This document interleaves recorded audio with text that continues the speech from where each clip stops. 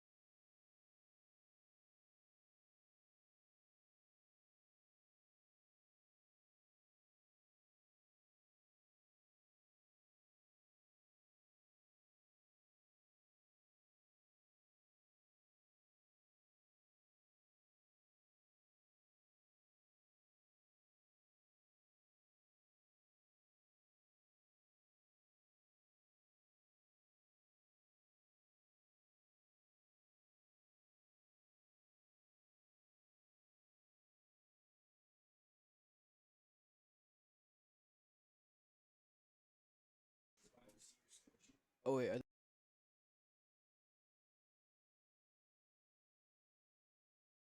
they're coming out.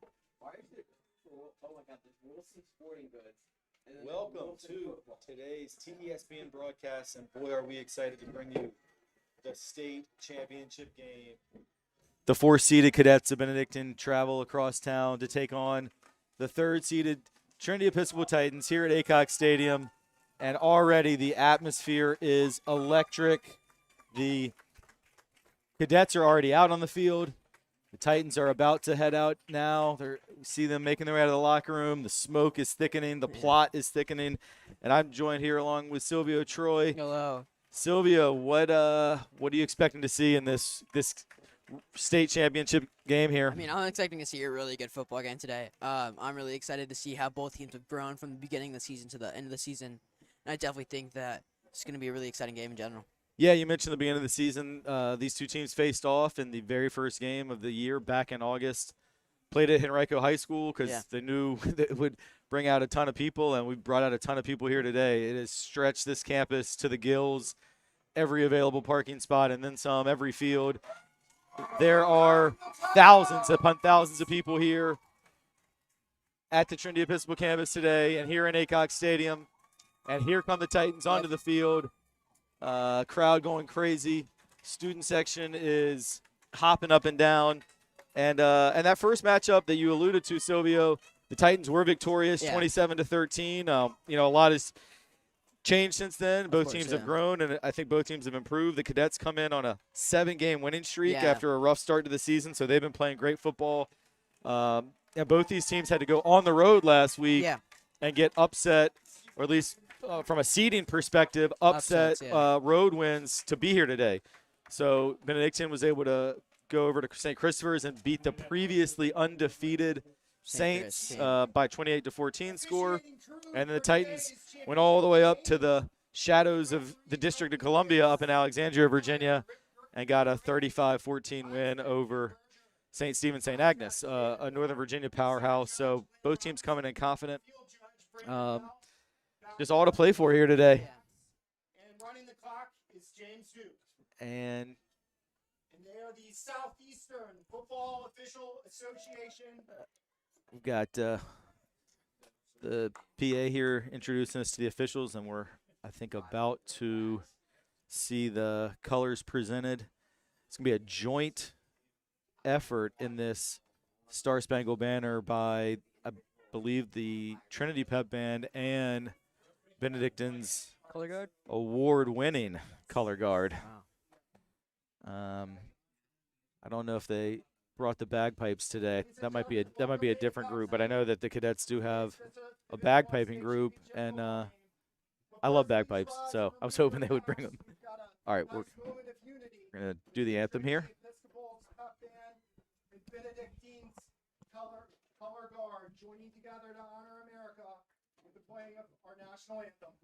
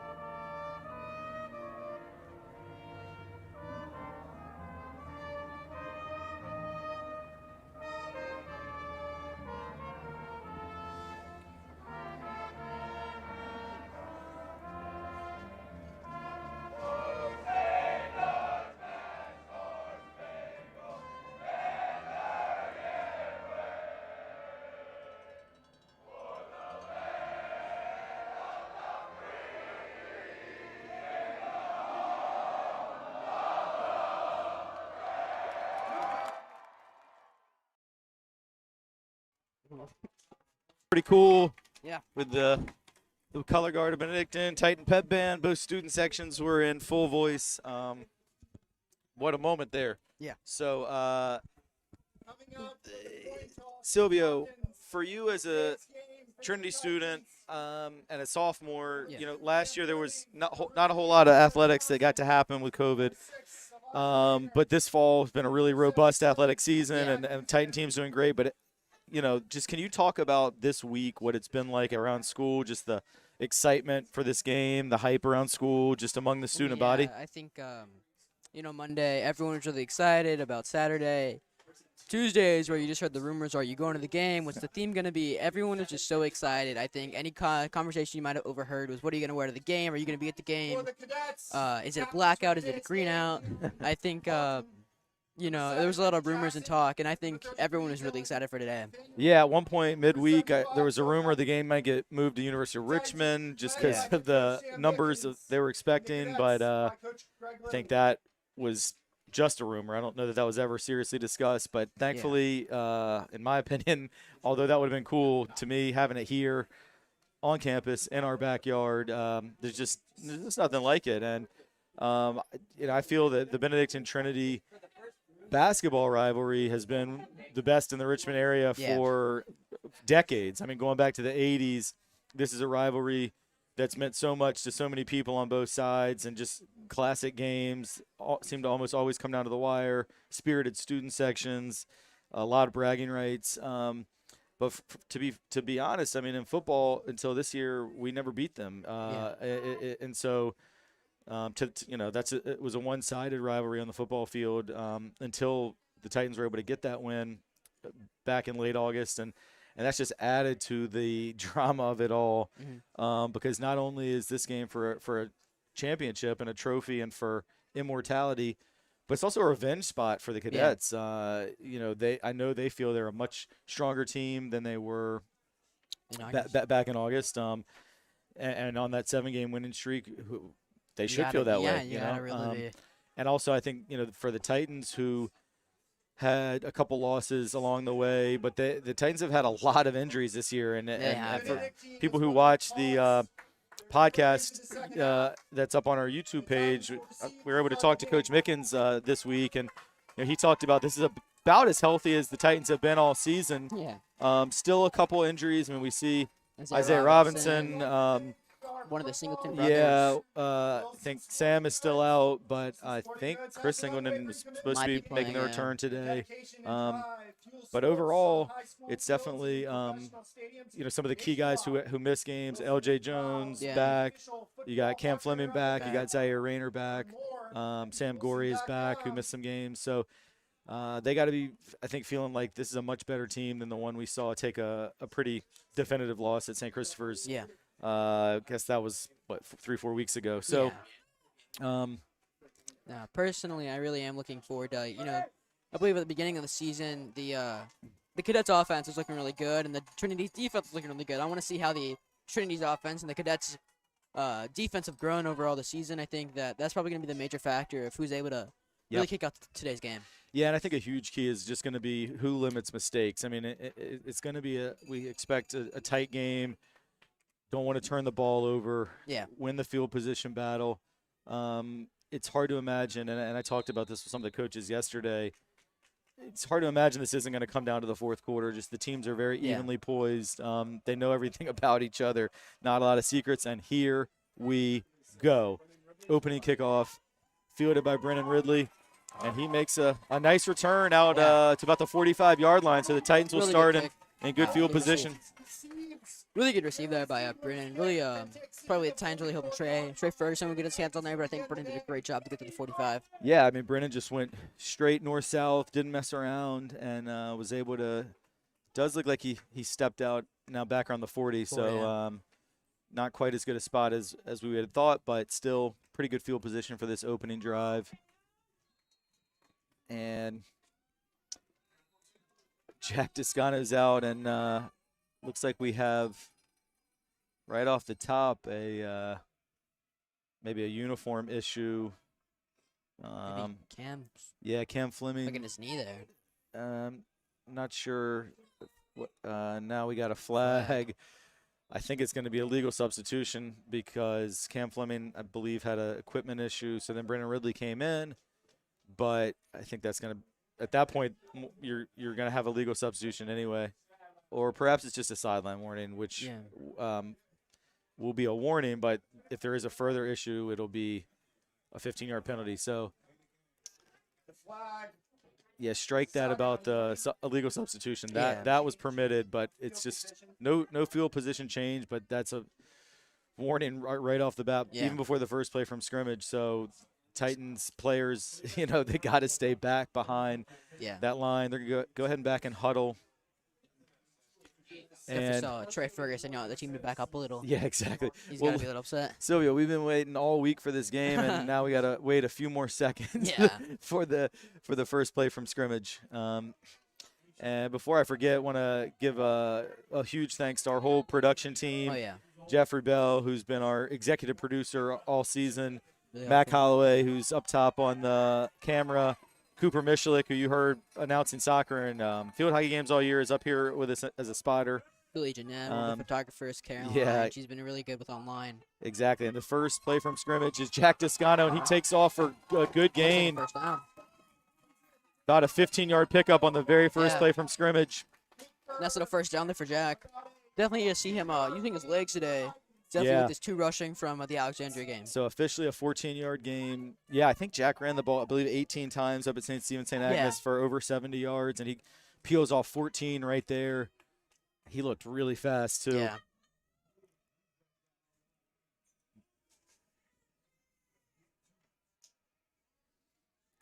Play action here. Toscano hits A.K. Key out wide, and Key picks up about 9 yards. You can't be unhappy with that. I mean, great No. throw, and AKK was wide open. 12-yard gain. 9-yard gain. They're going to make it 2nd and 1. Definitely thinking, But, yeah, absolutely a great positive play on first down, and Yeah. now you got 5 wide here on 2nd and 1 as Mario Thompson goes in motion. Plenty of time. Pass was a little low, but Thompson is able to make the catch, and it is going to be a first down. To Mario Thompson. If he had hit him in stride, Thompson had some running room, but still, you take the first down. yeah.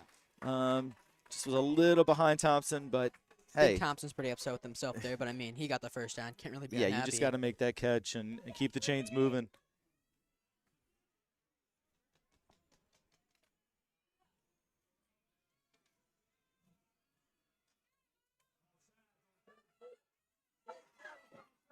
A little bit of pressure, and it is picked off. Yeah, picked up by. That is number 20, John Garbett with the interception. Yeah. Benedictine. You know, you're a cadet fan out here. You got to be happy with that early interception. Absolutely. Well, we talked about one of the keys was going to be taking care of the football, and just didn't do it there. The pressure came in off the edge. Toscano's throw was rushed, and a great job by John Garbett to jump the route and make the interception. I heard, I guess it was the fans below us thinking that it was an offside on Benedictine, that they maybe jumped the snap, but that was not the case. When somebody said it, I thought I heard it. I thought it was one of the officials, but I think it was just a fan who was very loudly yelling offsides. You might have been able to hear it on your broadcast. So for a second, I thought it was going to be a reprieve, but indeed it was a clean pick, and now great field position for the Cadets. They take over at their own 40, the exact spot where the Titans just took over. See, they can do here for their first offensive drive.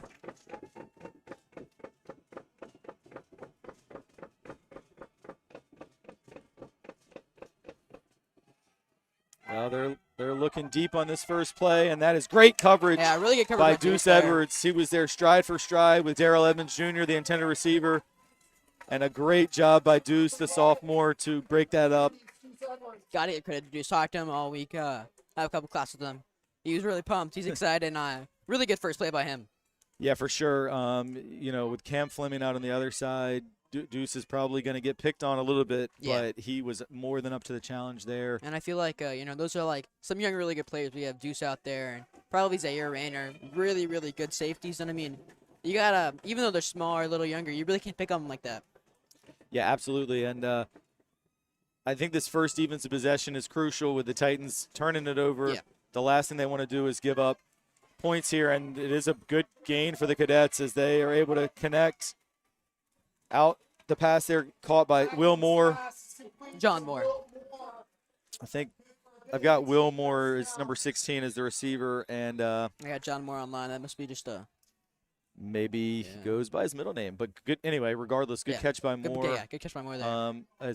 A good gain. There is a Cadet player down at the end of that play. Not able to get a number on that, but it I looks saw like Coach Banworth, and this might be a little serious. yeah, I think we have. I believe they went to get the ambulance, so certainly something you never want to see. Yeah, never. From either side. No, of course. So this could be a bit of a delay here as they attend to the injured Cadet player. I'm not sure if it's an ankle or knee injury here. Yeah, don't want to speculate. Looks like they've cleared the way for the ambulance if it needs to get on the field. I'm not positive. Do you know what player it might be by chance? I don't know we can't see his number from here. I believe it's a cadet player though, correct? It is definitely a Benedictine player. They're getting the air cast out, it looks like, so really unfortunate early in this game, and I do see the EMT guys getting the stretcher out. So man, yeah, really hate to see that. Everyone's here so excited. It's just a festive atmosphere and two great rivals, and then injury like this is just not what you want to see. Yeah. But he's well attended to. Dr. Steve Reese, who's actually the team doctor for both teams, and he has a long history at both of these schools, is out there with them. Trainers from both schools, Mark Hall, the Titans trainer, and Brandy Beatty, the cadet trainer, who's been there for a long time, does a great job. But yeah, I didn't get a number. I think it was someone blocking out in front of the play, though.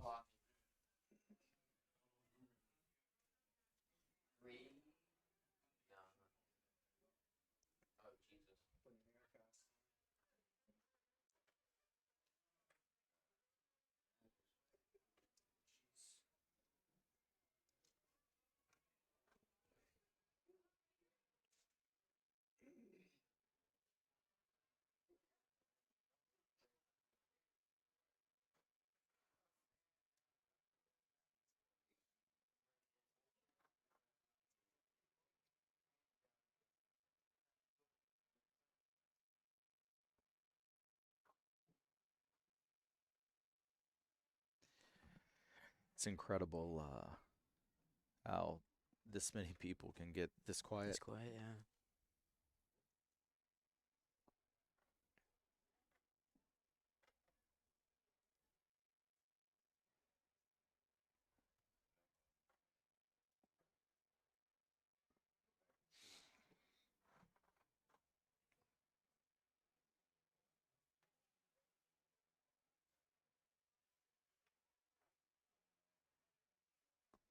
All right, we're lifting him up,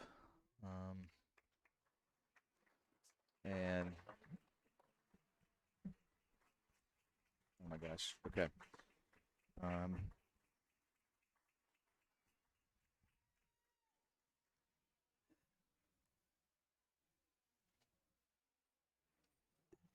Yeah, we got some reports of a compound fracture situation. So thankfully, a lot of medical personnel quickly on the scene, and they've got him up on the card. He's frustrated that he's obviously injured, and but he's moving around. So I mean, he's I'm sure in a significant amount of pain as well. So that definitely puts a damper on the early going. Seeing an injury like that really in the first 90 seconds of this ball game. Yeah.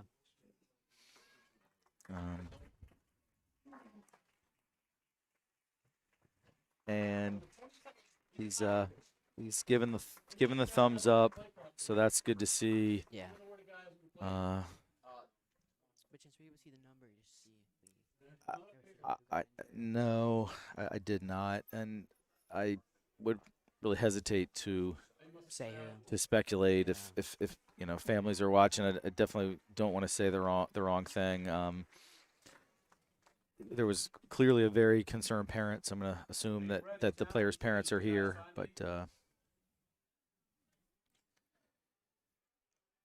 and nice to see the all his cadet teammates going over to the injured young man, and that's the injuries are horrible, but that kind of camaraderie is what sports is all about. So that is right there in one moment encapsulates what you hate about sports in terms of the bad injury, but also what you love about sports in terms of seeing your brothers come to your aid in that moment. So.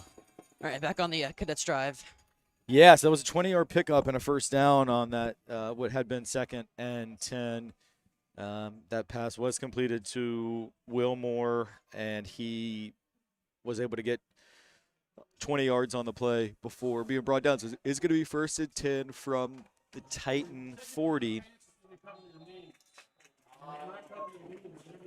And just sent a cadet player off for not having his knees covered. Another uniform issue. So there's a great job by Hunter Brooks blowing up the run after a pickup of 2 yards. David Gendacario with the run, and he had a great week in the win at St. Christopher's last week.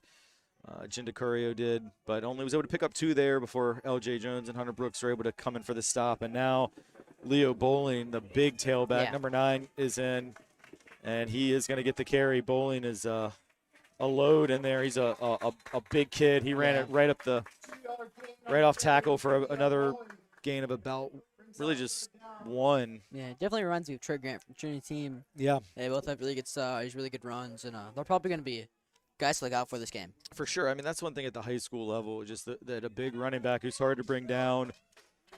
He's bigger than a lot of the linemen and linebackers, so he's going to be a load. But the Titans did a nice job there, and it's going to bring up a critical 3rd and 7 here on this first cadet drive, and they look to throw. There is a flag, though, on the play.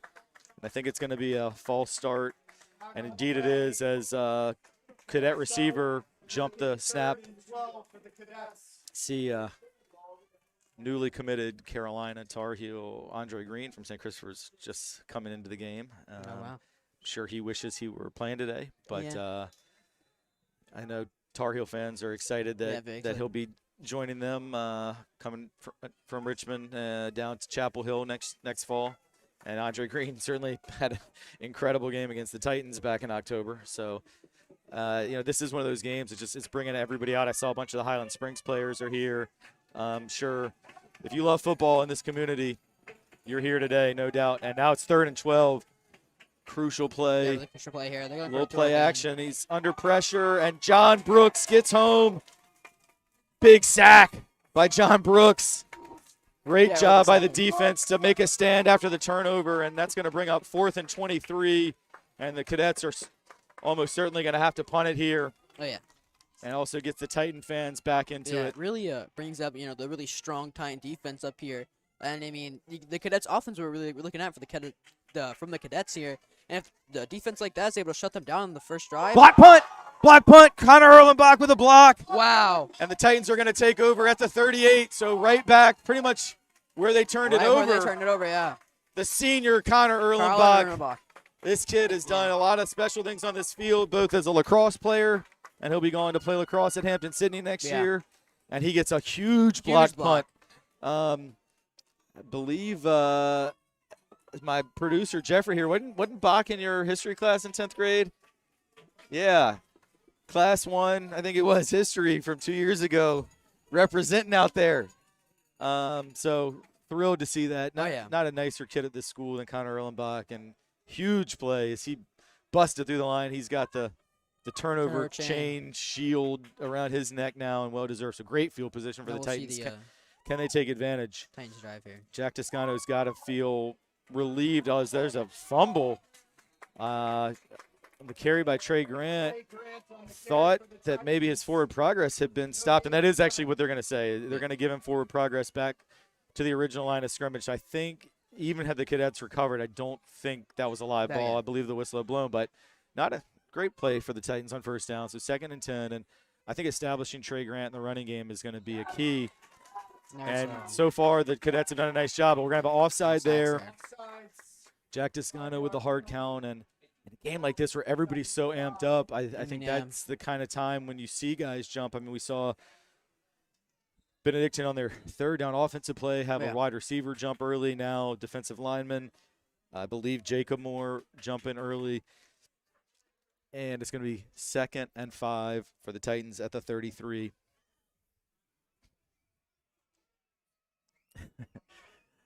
And Toscano back to pass. He's got some time, but that was just off the mark, looking for Trey Ferguson across the middle. And, compared to some times that we've been here this fall, Silvio, I mean, you can just see the Cadet defense is just bigger and more athletic than a lot of the teams we've seen. I mean, those guys out there look really big. I think the biggest guy we have on our team is Carlos, 74. He's a giant himself, and it looks like a lot of those guys are sizing up to him.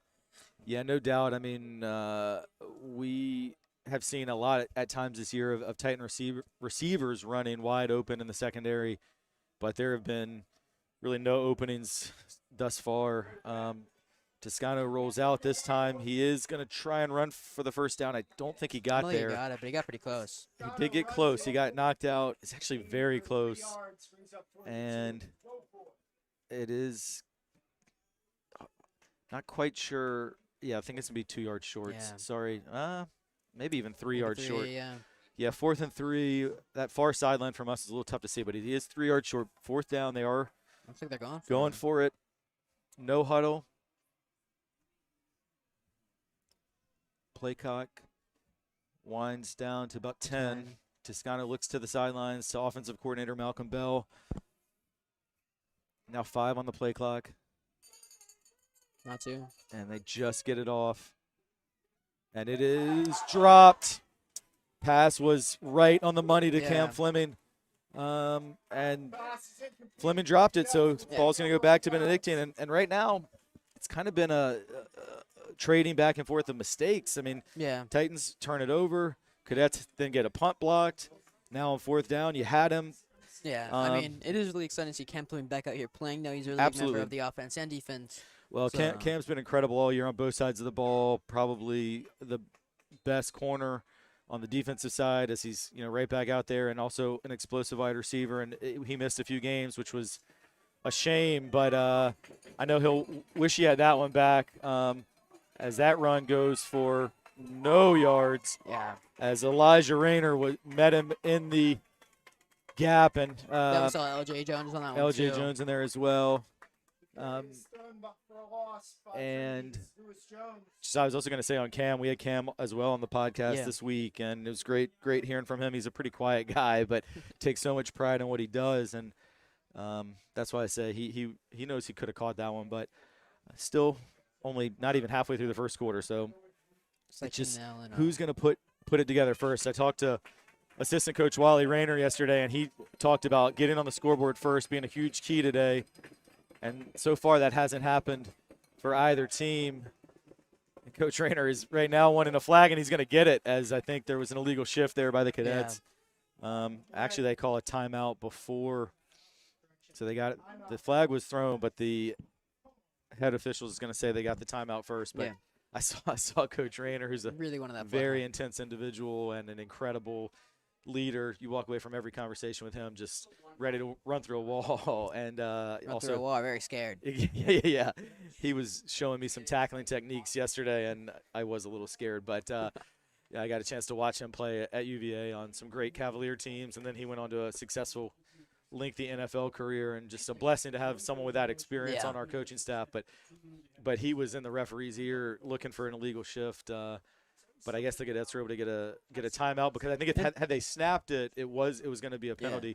Talking of timeouts, I mean, of course, second half timeouts are probably a little more important, but I mean, a timeout first quarter, still 6 minutes to play. How do you feel about that being like an ex-coach? I don't. As we've talked about before, I tend to want to be very protective of timeouts and really want to have them down the stretch for the ability to stop the clock late in the half.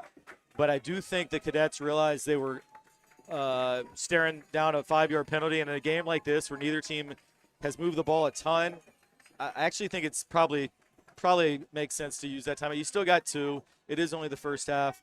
Great pressure again, but a nice job by the quarterback, Plagman, to get out, but incomplete. Although a late flag is going to come in on that one, and I think it's going to be pass interference. Yeah. Looked to me like the coverage was step for step. I mean, yeah, but I know that in high school there is no such thing as uncatchable, which that was uncatchable, but that doesn't matter. You still can't interfere. Like, in the NFL, if it's deemed uncatchable, you can touch the guy all you want, but that's not a high school rule. So interference is interference. Having said that, though, I didn't see much contact at all. I was right beneath us. Thought it was step for step. But these officials have already shown they're going to call this thing tight. I mean, they've already sent 2 players off who didn't have their knees covered. So really very much, on the spectrum between letting them play or calling it tight. They're erring on the side of calling it tight early. And that's a big penalty. I mean, it would have been 3rd and long. Instead, it's a first down out near midfield, and that first down is going to provide a good run, and it's going to be another first down and more. Yeah. Big run there by David Gindicurio as he goes all the way down to the Titan 30. But I'm seeing some people signaling, and there's actually a flag on this one too, and that's coming back, holding on the Cadets. And these, as exactly you just said, the refs are going to be calling strict here, and I think that's a good thing. State champ games definitely don't want to be lacking in any calls from either side. Yeah, it is that fine line. I mean, of course, if it was a hold, and my eyes are focused on the ball carrier, you want to see him call it. But I mean, we're also have seen already. We're literally exactly halfway through the first quarter, 6 minutes on the dot, and we've already seen 5, 6 flags. Yeah. Sent a couple guys off the field. I mean, at a certain point, these thousands of fans here want to see some action. The kids be able to play. But I mean, if it's interference, it's interference. Yeah. If it's a hold, it's a hold. I didn't see that one, but the Titans benefit from that call just as they did not from the previous. And that pass was a little higher for the intended receiver, Leon Houghton, and it was up for grabs for a minute there. Camp Fleming definitely after that, after he saw that ball hit the ground, was a little upset with himself. Yeah, I don't think he could have gotten to it, to be fair, but it was up there. I was up there for a little minute, and it is going to be now 2nd and 11. So that previous play, just to clarify on the hold, it was downfield, so then it's 10 yards from the spot. So it actually was 1st and 11, and now it'll be 2nd and 11 for the Cadets as the tall receiver, Leon Houghton, who dropped that last one, comes back out to this near sideline. Play action. Good pressure, but Plagman goes forward for a couple yards, but a nice job by Jay Williams to pursue him. And Williams throws him to the ground, and I'm looking for flags just because we've become accustomed to seeing one on every play. But no flag there. It's going to be 3rd and 9 right at midfield. And this is a time the stadium almost shake a little. Yeah, this is a time for the Titan fans to really make some noise here on 3rd and long. Yeah, which they're not doing yet, but Cadets are not up to the line yet. But we got Coach Mickens and the team trying to tell everybody this is where you get loud, and now they are. 3rd and 9, play clock down to 3, 2, and I guess they got it close. off. I guess he just got it off in time. It's got some protection. That pass is incomplete. Was a little bit behind the intended receiver, Will Moore, and it is going to be 4th and 9, and the Titans hold. So that pass interference penalty ends up not coming back to haunt. It's Trey Ferguson back to return the punt. Now I would have expected him to be a little closer from the opening kickoff, but we'll see what this kicker can do for the Cadets.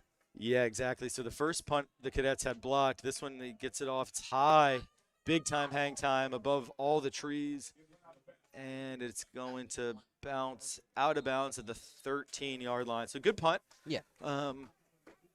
It's number 6, Gary Siegler with the punt, and the Titans are going to be backed up pretty deep in their own territory with the Titan student section behind the offense coming up on this next drive. Definitely what I'm interested in seeing is the battle between the Titans offense and the Cadets defense, as they probably weren't the strongest for both teams at the beginning of the season, but now they both have definitely grown. This is probably going to be the biggest battle that we're probably going to see all day. Yeah, for sure. I mean, I've been really impressed with the Cadets defense these first couple drives, although they have been aided by some Titan mistakes. Yeah. The interception on the first possession, I mean, you got to give the Cadets credit because they put the pressure on and made the catch, but it was also a little bit self-inflicted. And then the last possession, the drop pass on 4th down. But, yeah, I think the Cadets just their size and physicality. This time the snap was dropped by Toscano, and he picks it up and carries it close to the original line of scrimmage. Loss of a yard or so. It's not a disaster. Would have been a disaster if he didn't pick it up, but also not an ideal first down play. Yeah. As it'll be 2nd and 11. Right about where the Cadets were with their last push. Yeah, exactly.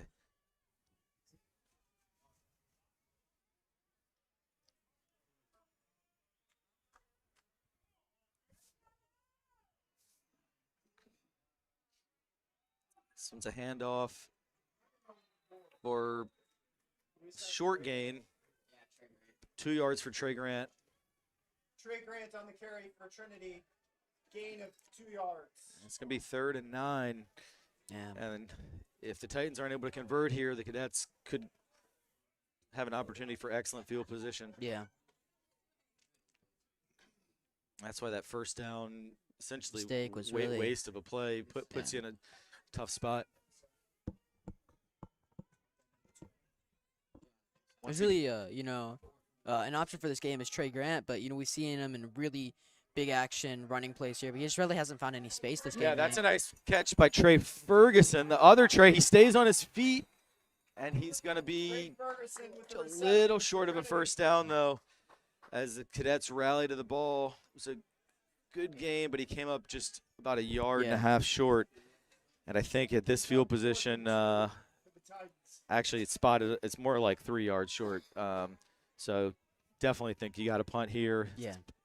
Going to be a field position battle all day. But at least gives Toscano a little more room to get this punt off, and it's a great punt. It is a great punt. Send that receiver running a little. Inside the 20, well over the head, and a great job by AK Key to get down there in coverage. Yeah, You're talking that is about probably the that was best punt we've seen from Jack Toscano. He's really worked on that. That was a 62-yard punt with no roll. I mean, that went and considering, that ball went over 70 yards in the air. Definitely worked on his form from that Woodbury player that we saw a couple weeks ago. That Woodbury kicker, by the way, did make the all-prep team as he was really good. He's the best kicker we saw all year, the sophomore from Woodbury. But, yeah, Toscano looked like that. He certainly looked like an all-state kicker on that. Oh, yeah. That it was a big-time punt. And we just talked about the importance of field position, and that flips the field. I thought the Cadets would have a chance to take over in great field position, but they're all the way back at their own 20, and they do run Leo Bowling here, and it's a good first down gain of about 7. Deuce Edwards makes the tackle. Leo Bowling on the carry for the Cadets, good for an 8-yard gain. So nice positive play for Benedictine on first down, and we wind close to 2 minutes left in this first quarter, and this first quarter is kind of flown by. I mean, of course, we had the bad injury, which precipitated a delay, but the ball has mostly stayed on the ground, so this clock has mostly stayed running.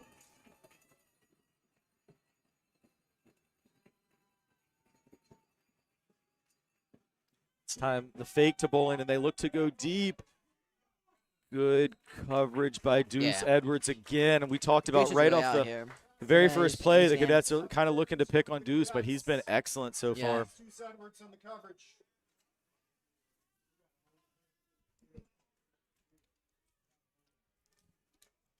So going to be 3rd and 2.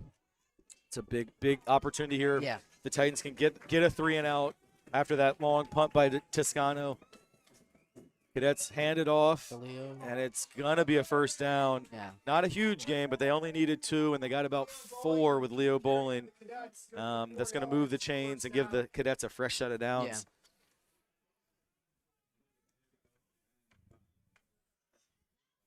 And Leo's been on his game. He's only a sophomore. Definitely going to see him grow in the future.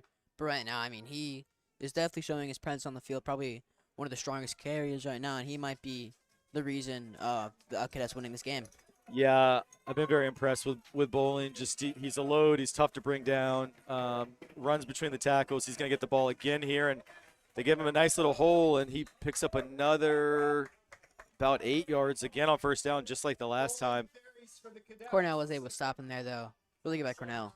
Yeah, Cornell Allen, who is definitely not as big as Bowling. Bowling is going to come off here. He just didn't seem happy to come off. I'm sure he wants to just keep getting fed the ball, but they go now with a third running back that I don't think we had seen yet, and that is, I believe, number 24, Xavier Mears. Yeah. So we've seen Jinda Curio with a few carries. We've seen Bowling with a bunch, and now we see Mears. He just picked up only about a half a yard, and it's going to be another 3rd and short. Of course, we just had a 3rd and short that the Cadets converted, and this is almost the exact same distance, about 2 yards. Lee Bowling just got back out there. Probably some instructions Yeah, from coaches. Bowling not in. They go with Jinda Curio here, Okay. and he is not going to get it. Hunter Brooks, Oh. as well as Mario Thompson. Yeah. And that is not going to be enough for a first down. He got a pretty good spot. I don't think he got it, but it's going to be about fourth and half a yard. They are, I think, calling for a measurement, but I can tell you right now, he didn't get it. That may just be a situation where the cadets want to see how close they are and decide whether to go for it on fourth down. There's also just 3 seconds left in the quarter, so regardless of what happens here, I don't think there'll be another snap this quarter because the clock will run. It's a timeout for a measurement.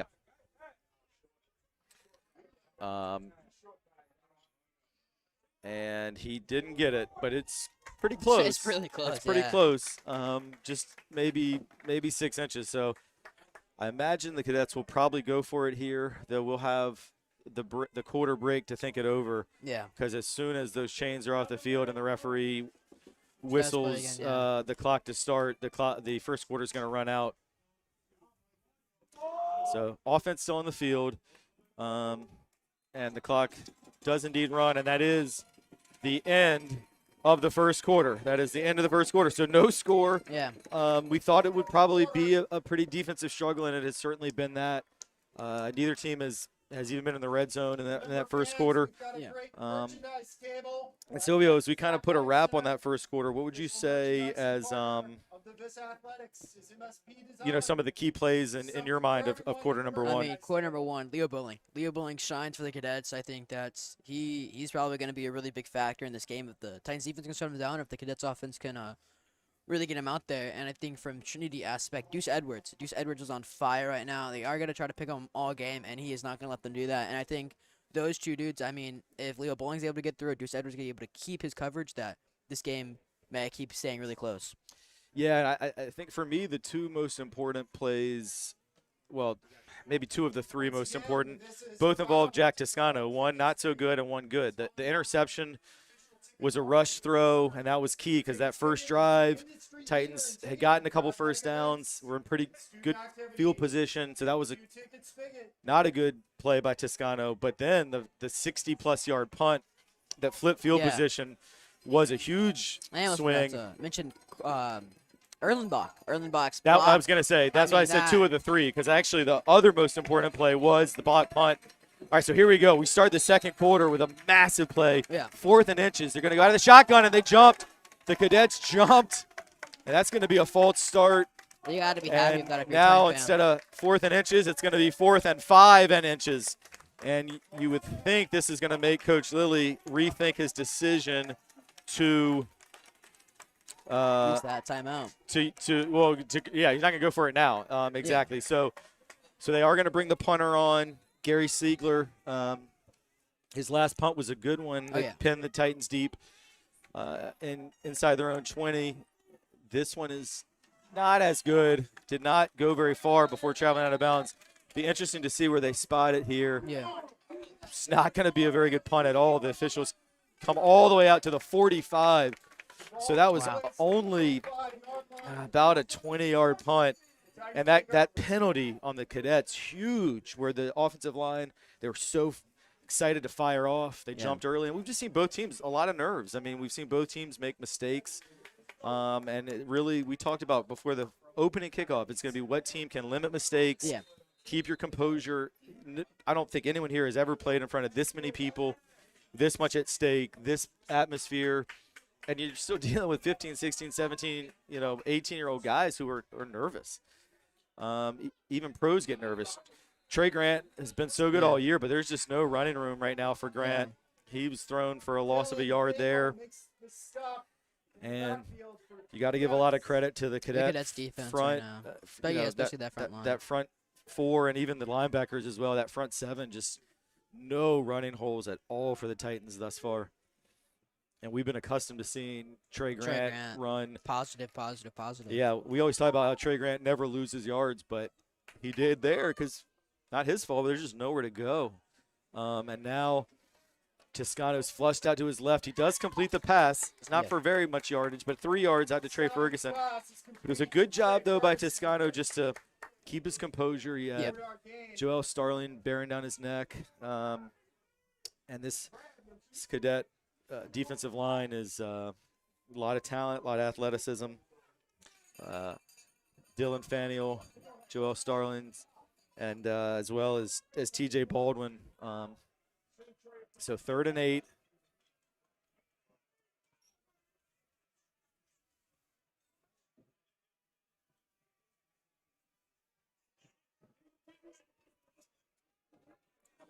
Good block.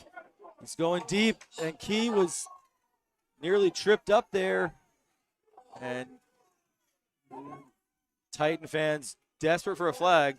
The official has the flag in his hand, but is not actually going to throw it. I don't know if I've ever seen that. Ref I just think carrying a flag, or did it just fall out of his pocket? It And he might picked have it out up, of maybe? his pocket, or maybe he's double thinking himself that it looked like it, but then the other ref said no. Well, and we talked about earlier, like uncatchable is not a factor in high school because that was uncatchable. Yeah. But AK Key got absolutely close. just taken out. That would have been a yellow card in soccer. I mean, he got like slide tackled and had his legs taken out from him. But and that was huge because now it is going Now to it's have to be a punt. Toscano's last punt was incredible. He gets off another boomer. I mean, absolutely crushes it. It does go into the end zone though. Toscano's kick goes into the But end zone. that's 58-yard punt right there, and that was going the opposite direction. So I was curious if the first one, maybe the wind aided it. It's not a super windy day, but I mean that one he was going the opposite direction and still crushed it. If not for the end zone being there, that would have been another 70-yard punt. He almost put that in the Trinity student section, so which is behind that end zone. So there was Holding against the a Cadets. late penalty there against Benedictine. I think it is going to be post possession change. So I think it's a hold against the Cadets. I think it's just going to make them not get it at the 20, but rather deeper in their own territory. Yeah. I would think at the 10. Or Maybe the 20. yeah, I think he's going to march it off here. Yes. Yeah, you're right. so even though that went in the end zone, it's still going to be the Cadets taking over at their own 10 because of the holding penalty. And every penalty in this game is huge when you're talking about a 0-0 game. Now, I mean, if the Titans can either create a turnover or get a 3-and-out, they're going to be in a position to take the ball over talking in about great field kickers right position. now, the Cadets kicker hasn't been on his game such as Jack has, and if they're able to make a stop here, they can probably get some good field possession. Yeah, but a nice run by Bowling Yeah. again on first down, and that's been the recipe every first down for a while is get the ball to Leo Bowling. This time he picked up For 5 yards. 5 yards. I think the previous 2 first downs he picked up about 8 each time. There's also a chance for the Titan students to make their voice heard because this is right in front of where the student section is. If anybody down there is watching, y'all can feel free to Really get loud. And they are starting to get pretty loud here on 2nd and 4. And it is a good run by the quarterback, Tate Plagman. Elijah Or was really Plagman, stopping rather, there. kept it there, and it is a first down. Keeps it for 7-yard Elijah, gain. yeah. keeps it for the Cadets. Elijah Rayner able to get his hands on Flagman there. Yeah, good tackle by Rayner, but not until the first down had been picked up.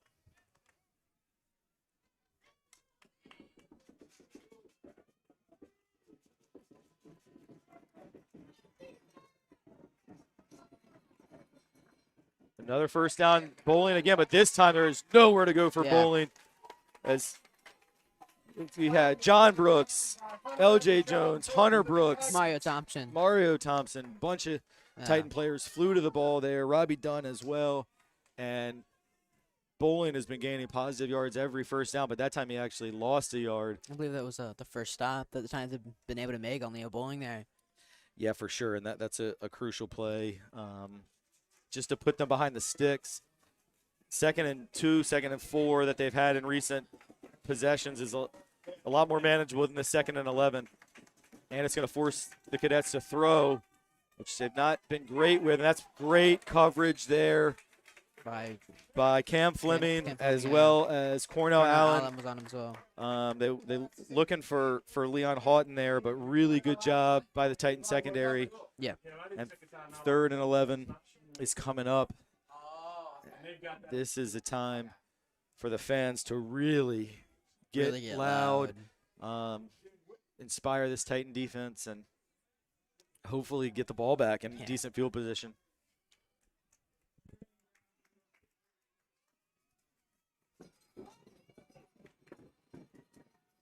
All right, 3rd and 11. 3rd and 11 here.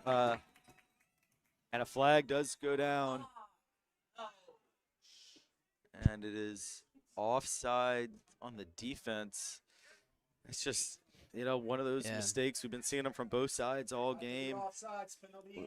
3rd and 11 now becomes 3rd and 6. Yeah. And, very doable for the Cadets' strong offense right now. Yeah, I didn't see if it was it on did you see who it was on? I wasn't able to catch who it was on. Gotcha. So, 3rd and 6 now.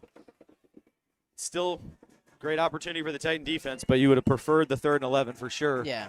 And then throw it outside. It's caught, and it is going to be enough for a first down, right? I think just enough. Nice job by Leon Houghton to come back.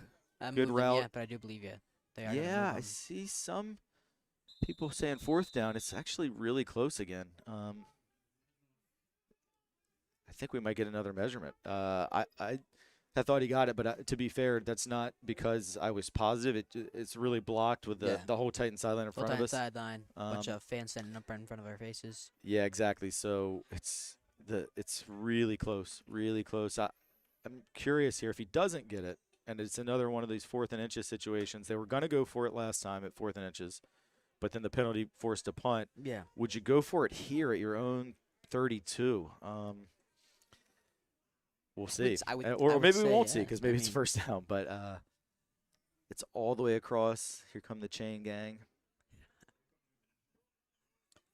And stretch it out. He got it. He got it. Just really got close, it. really close. Really close. Well, I guess my initial reaction, was right because it just seemed like he knew exactly where he needed to get. And he stepped out kind of voluntarily. It looked to me like he caught it and was like, I know I have it, so I'll step out. So that was why I thought he got it. Was just he could have. Yeah, he looked like he got right where he needed. So credit to Leon Houghton. He knew what he was doing, and it is a first down for the Cadets at their own 32. And Coach Dilly doesn't have to make that tough 4th down decision at this point.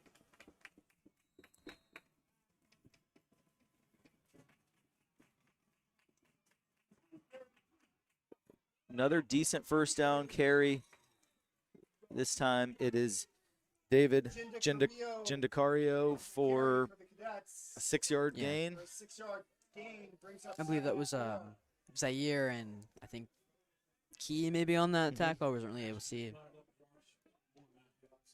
Yeah, I didn't see the tackler, but another positive first down for the Cadets, and they've got it out to their own 39. This time it's Bowling, and he is very close to the first down again. I think he's going to just about get it. He does get it. Yeah. He does get it. He needed about 3.5, and he got about 3 3/4. So I do think if you're a Cadet fan, you've got to like the 1-2 punch of Bowling, who's big, strong between the tackles, and Gendicario, who is a little quicker, a little shiftier, but it's a nice contrast for them, and they've been able to establish the run a little bit here. In fact, already 3 first downs on this drive. Now each time it's been just enough, so you know that this drive they've gone 33 yards and already have 3 first downs.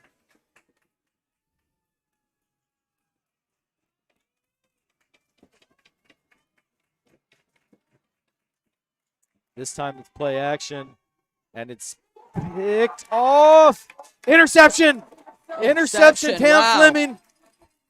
Great catch by Cam Fleming. Let me tell you. So many tackles, and now he has a pick. I mean Fleming. We said he dropped one earlier as a wide receiver that he probably usually catches. That was a much tougher catch, to be honest, but he broke on that ball, went up and got it.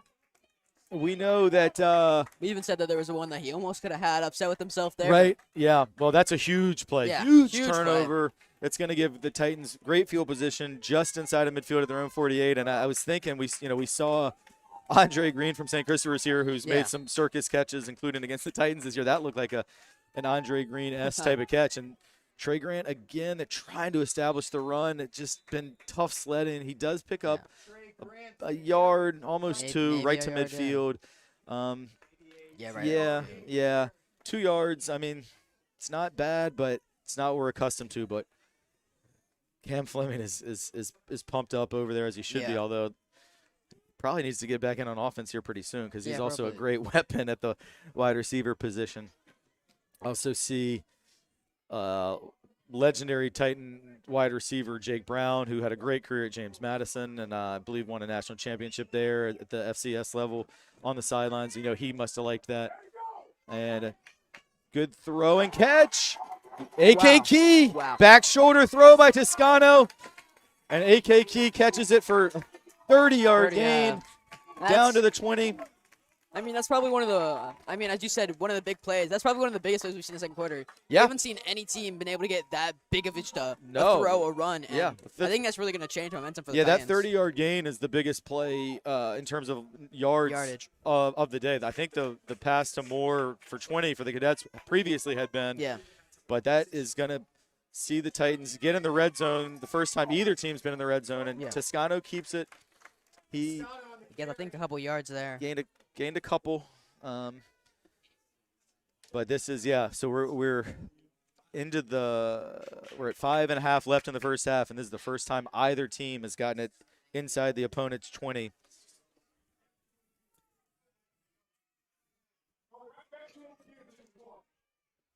And Toscano going with a audible here, looking over to Coach Bell. Not 10 on the clock there for the Titans to start this play. Yeah, play clock winding down now at 5 seconds. A lot of movement and motion, and he's got a receiver. Touchdown, Titans! What a pass! Wow.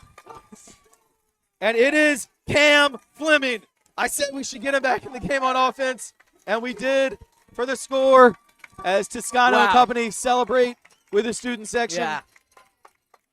They've got to be happy about that one. And the Titans draw first blood. Great route there by Cam Oh, yeah. Fleming. It looked like he bit hard on the comeback, and then he went deep in the corner. I think bit on it. We do have a flag. I think it's going to be after the play. Yeah. I don't know if it's going to be a taunting. I certainly hope not. Yeah. Um, Cornell's definitely. I mean, Cam Fleming definitely made two really big plays in a row. I think maybe he took his helmet off. I'm not. It is against the Titans. I did see Trey Ferguson's helmet was off. I believe he's wearing I did see his pink do-rag that he had on his head. Yeah, I mean, you can't take your helmet off to get to the sidelines, and that's going to make this extra point a lot trickier. Or they're actually going to take it on the kickoff, I think, which is an option that the coach has. So you could either take it on the extra point or on the kickoff, and they're going to choose to take it on the kickoff, which is I don't know. I'm kind of glad as a Titan fan, because I think every point is crucial, but it is going to obviously give the Cadets better field position. Personally, I think Jack Toscano's on his game right now, and I think that even the 15, you think he would have been fine? He can make those up. Well, he definitely had no problems with that one, and you're right. That would have been good, I think, from even further. So maybe a wise decision by Coach Lilly of the Cadets. He's going to get his team in probably very good field position, as the Titans are going to have to kick off from 15 yards back. But let's not take away from Cam Fleming first making the interception to get the ball back, and then the touchdown reception and the huge 30-yard gain to AK Key. Yeah. So Cam Fleming right there, really two just big, important names for the Titans for that touchdown. Of course, Jack had that great throw to Fleming, but I mean, Fleming was really ran the route he needed to and was able to get his hands up there. While we're having this possession change, definitely know there are tons of Titan fans watching all over. People who are out of state, people who can't get here. And Cadet fans as well. I want to welcome everyone who's in our broadcast want to give a shout-out to longtime Titan basketball assistant coach Stephen McCarthy, who I know is watching. Want to give a shout-out to my guy Court Lanio down in Atlanta, who I know is watching. And hope you guys are enjoying this TESPN broadcast. And the Titans jumping ahead to the 7-0 lead. And Coach Rayner, I told you, yesterday, felt very strongly that scoring first was going to be a key in this game. And Trinity able to do that. So it's just 7 points. There's a ton of football left, but you got to feel good to get on the board first. Kickoff from the 25-yard line. The result of the penalty after the touchdown. JD has, I think, his first kickoff, so I'll see how his leg is working. Yeah, so J.D. Stemhagen, he had 2 onside kicks last week that the Titans recovered, which is unbelievable. Definitely don't think he's going to be able to onside kick it here from his own 25. Good kick, though, by really Stemhagen. It is going to be fielded, though, and brought out to midfield. What a hit by Jay Williams. What really a hit. Holy cow. Big hit. Those are those hits that you see later in the game where you, as a ball carrier, you get scared of those hits coming back at you.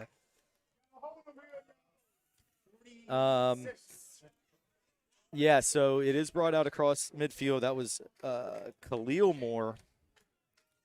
So there are several Moores on the cadet team.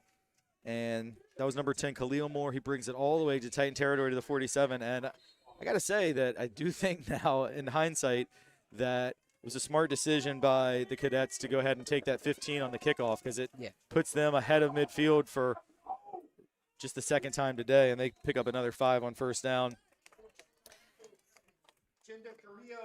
I just got a nice message from another legendary Titan alum and also played at University of Richmond, Jack Miller, tuned into the broadcast. Jack, hope you're doing well. You were integral in building this program. And, hey, anybody else who's watching and wants a shout-out, if you got my number, hit me up. I got you, because we know a lot of folks are tuning in today. 2nd and 5. Nice job there by the defense, swarming. Not much room at all pushing for them right back to where they started. Gindicario, maybe a yard, but it's going to be 3rd down. And I will also say, for any Trinity fans who are watching, I can promise you there have never been this many people at a Titan football game. It is insane. The normal student section's packed. There's a new student section built. I mean, I don't know how much it's able to convey across the stream, but it is insane how many people are here. All the news that you hear from the broadcast probably are alums and parents coming out. Yeah, exactly. All right, big 3rd down and 4 here. Yeah. He pumps. He's looking deep, but he's not going to have enough time as a swarm of Titan defenders sack. Yeah. Jay Williams there, though. Yeah, Jay Williams in there for sure. Also, we had Chris Singleton, who's playing for the first time this season, gets in there. Jay Williams had a jump, and then I think the throw went for it, but then Jay Williams was right back on him. All right, so this is interesting. 4th. Now, they are going to punt. It looked for a minute like they might go for it here on 4th and about 6, but they are going to go ahead and punt. And Titans a little late to get some of the punt unit on, but I think everybody's set. Play clock running down to 5. Good snap. Good kick. Yeah, really He's good got some kick. good hang time. Ferguson is going to field it at his own 5. And gets outside and gets it out to about the 20. So it always scares me when a punt returner fields it inside their own 10, just because if you let it go, you're probably going to get it out at the 20. But he brought it out to the 20 himself, actually a little past the 20. I think it's at the 22 officially. So good job by Trey Ferguson. And, oh, golly. I asked if people wanted shout-outs, and then I just checked my phone, and I got a lot of quick responses. So, hey, B. Griff, Trinity chaplain Brian Griffin, and his son Ben, watching from Radford today at Claire's basketball tournament. What's up, Coach Griffin? Got some more shout-outs in a minute, but Toscano here runs it for not much, but at least he got at least back to the line of scrimmage, because it looked for a minute like he was going to get thrown for a loss, but he may have even picked up a yard there. Shout out to Allie Placide down in North Carolina playing soccer down there. Can't wait to see Allie on the pitch this spring. Going to be a senior captain for Titan soccer. And when I say see, I mean coach her and the rest of the Titan girls soccer team. Coach Biscuit of the basketball staff watching as well.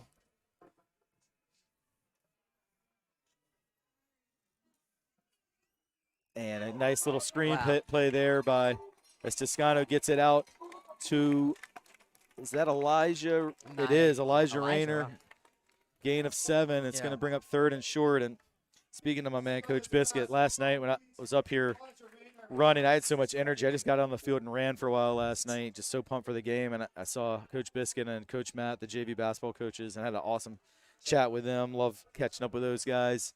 Glad you're tuned in. And quick snap there. Sorry, I'm sitting here saying hi to my friends while we have a huge 3rd down play, and it's going to be close. I think he got it.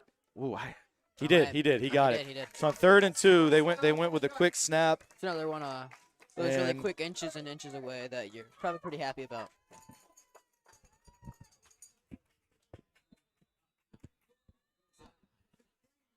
Looks like maybe someone injured on the play.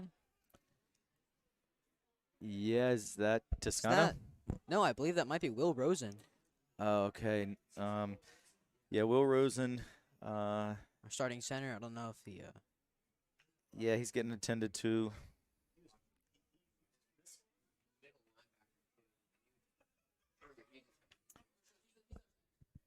Connor Wagstaff, one of the Titan soccer coaches and an alum, great goalie.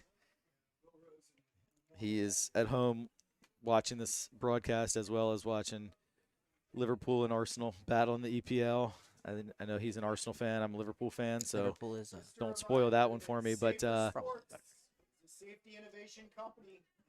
Connor Wagstaff, one of the from the famous class that gave me my Andrew Jackson life-size cutout.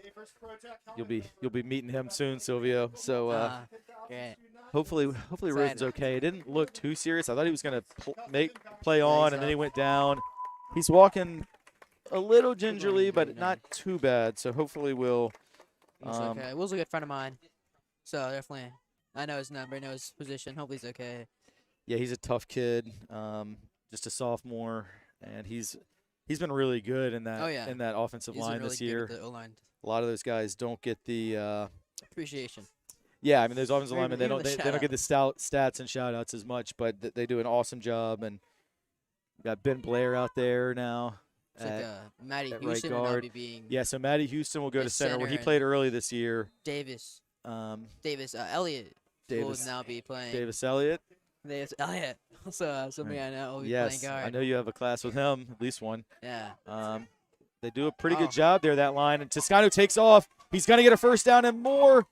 Gets into cadet territory and then goes with the old Eli Manning slide. I know Eli Manning is his favorite quarterback. Toscano, a big Giants fan. And that's going to be a timeout by the Titans, their first, as we're down to 1:02 left in the first half. So Coach Mickens wants to get that clock stopped. And something you definitely do at the end of the first half here. I do believe that everyone watching the stream should stick around for the halftime special guest that we have today. Yes. Oh, thank you so much, Silvio, for mentioning. So, yeah, for halftime, we have a special guest lined up. I'm going to go ahead and tell you who it is because any Titan fans at home are going to want to see this. It is Dr. Aycock, Tom Aycock, the namesake of Aycock Stadium, where we have this game broadcasting from, is going to be joining us up in the box at halftime. Do a little interview with Dr. Aycock, so really excited for that. And might get a couple of these alumni players who are back as well, potentially. But still 1:02 left in the half, and I know Coach Mickens and company are going to want to try to get there. Yeah, they're going to want to get more points on the board before halftime for sure. I mean, I don't want to say this, but I mean, with how good Jack's kicking today, they might be able to get into field goal range. Yeah, if they can get into field goal range, I mean, that would be huge. And you're right, his leg has been on point. His leg's on fire today. I mean, his speed on the field and then his kicking as well. I think. Yeah, well, that was his a legs great are run really on last fire. time. I mean, he saw that hole and he went for it and ends up picking up 20 yards there after he had just before that picked up the first down on that QB sneak. So Toscano really using his legs. And there he's using his arm, finds Cam Fleming. Good block. Wow. And a good gain for Cam Yeah. Fleming. That was a great block by Matty Houston Oh yeah. on Joel Starlings as Fleming cut back. That's another first down to the 37. Definitely, Titans are probably gonna move a little faster here than they normally have. And Trey Trey Grant, Grant. his best gain of the day as he picks Yeah. up 7 or so. So it's going to be did they get a timeout here? I'm Yeah, not sure. timeout Titans. So it's their second timeout. They'll have one remaining.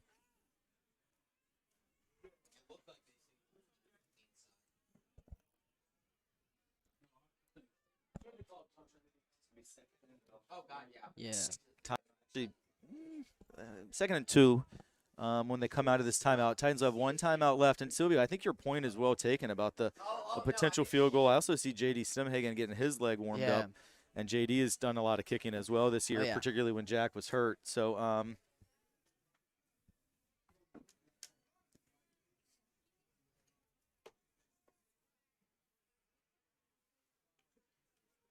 yeah, you see Coach Bell in there talking to the offense. Yeah. And it's such a privilege for the Titan football team to have. I Yeah. mean, Coach Bell is the preeminent quarterback Oh yeah. guru in all of Virginia. Guys from all over the state come in to work with him. So to have his mind, offensive football mind, working with these guys has been one of the things that's gotten the Titans to this state championship game. And Wow. nice little pass out there to Trey Ferguson. That's going to be another really good first pass down. there.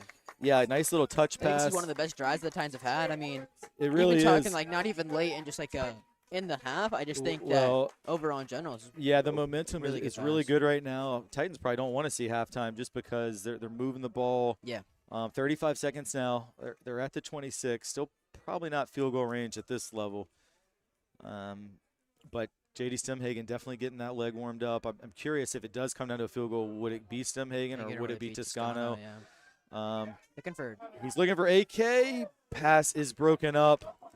Nice job there by the Cadets. Gary Siegler, the punter. Well, not just the punter, but he not was just a punter, but a great DB as well. But he does the punting, but he definitely got called into action there defensively, and a nice job by Siegler. As we're down to 30 seconds and second down and 10.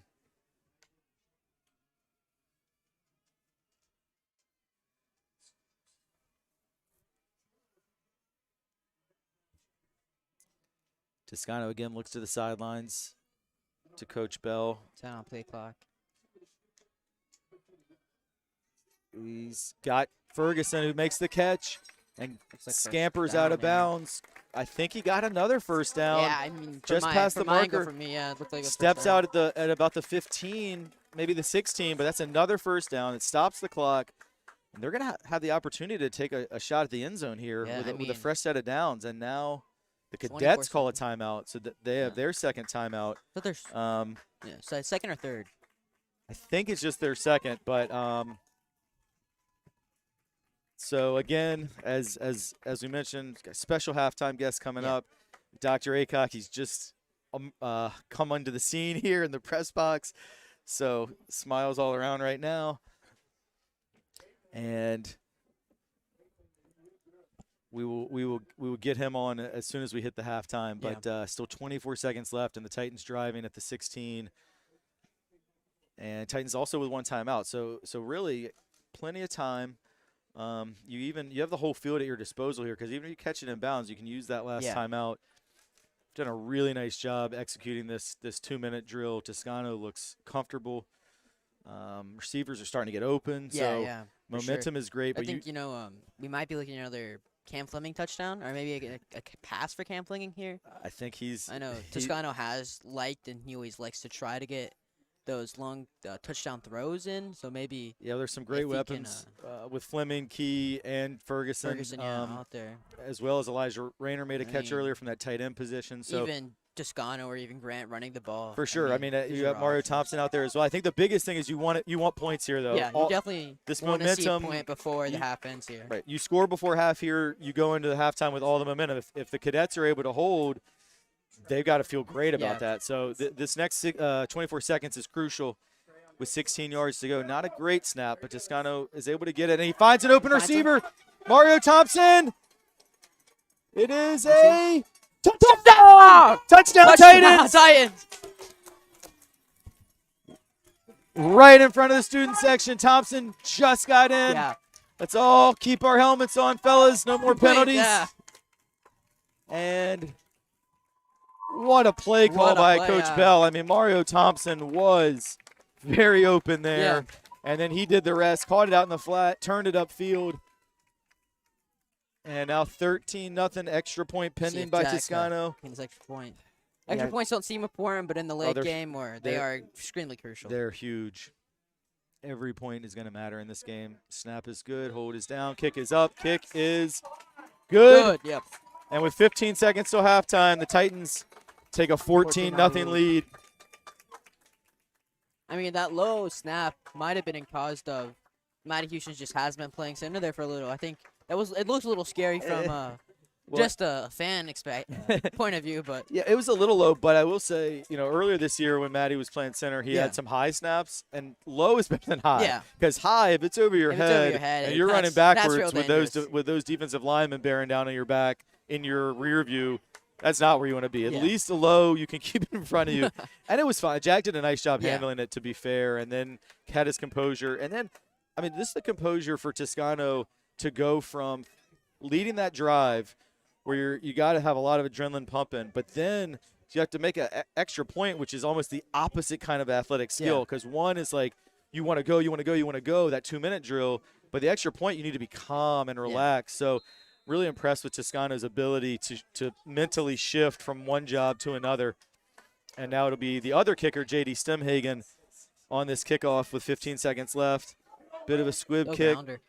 Takes a big bounce, and Darrell Edmonds Jr. fields, and he's brought down by Cameron Walker. Yeah, Cameron Walker there. Also, there was a late flag.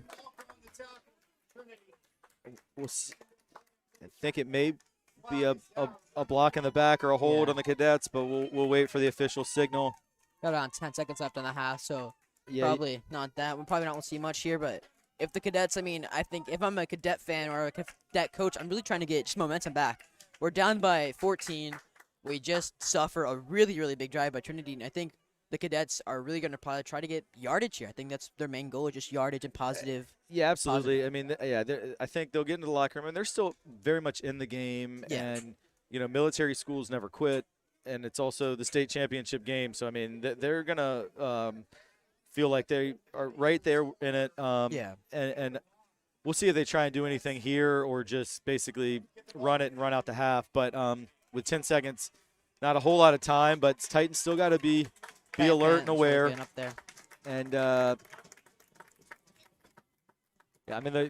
Cadets have 4 wide receivers, so it does look like they may try. Now they're just going to hand it off to Bowling, and he picks up a few, but finally tackled by Mario. I believe it was Mario Thompson. And that's the half. That's the half. So halftime score 14-0. Really good. Student section is excited. Titan Nation is excited, but its job is only halfway done. Yeah. Coach Mickens has got to keep these guys understanding there is still a lot of work to do. It is not time to relax, and you got 24 minutes away from immortality in a state championship. So we are gonna now get our special guest, Dr. Tom Aycock, in here. Just getting a headset ready for him. And I was so excited. I called Dr. Aycock earlier this week and asked him would he join us here on the halftime show, and he's gracious enough to give us some time. And let's go. So I told him, I said I might need like 5 minutes right at the beginning to just use the bathroom, but I'm so excited to have him here. The bathroom can wait. Sit, stand, whatever you want, Dr. Aycock. So just, yeah, put the headset on, get the mic adjusted. Can you hear me? All right, you can hear me, and Titan Nation can hear you. So we've got you are live, you are on, and we have got several hundred people here on our stream. Well, we've got several thousand people here at Aycock Stadium. Hundreds of people watching at home or on their phones, and I know they're excited to hear your voice. And so my first question to you, Dr. Aycock, you were the head of the school when football was brought back around, I believe, 2004. And just could you have dreamed when you made that decision and that investment to have a football program again here at Trinity Episcopal School? Could you have dreamed of a day like today? It's just absolutely amazing, Rick. I don't think I would have. I felt like we would do it well because Trinity just does things well, and when we put our minds to it, we get things done. But to be here today playing for the state championship at Trinity is just a wonderful dream, and I've just thoroughly enjoyed this today. It's just great. Well, and you saw such a evolution of the athletic program here in your 25 years here, and with the SS Athletic Center, which was transformational, with Aycock Stadium and the improvements here, the softball field, the baseball field. I mean, everything is just top notch in a way that it wasn't when you got here. Mm-hmm. And just can you remind people your mindset as a head of school about what athletics means to this community and just the role that Trinity Athletics plays to whether you play sport or not, just what it means at a school like ours to have top-notch facilities and competitive athletics. It really does. It means so much to a school. Obviously, giving kids the opportunity to play sports, and Trinity has a full.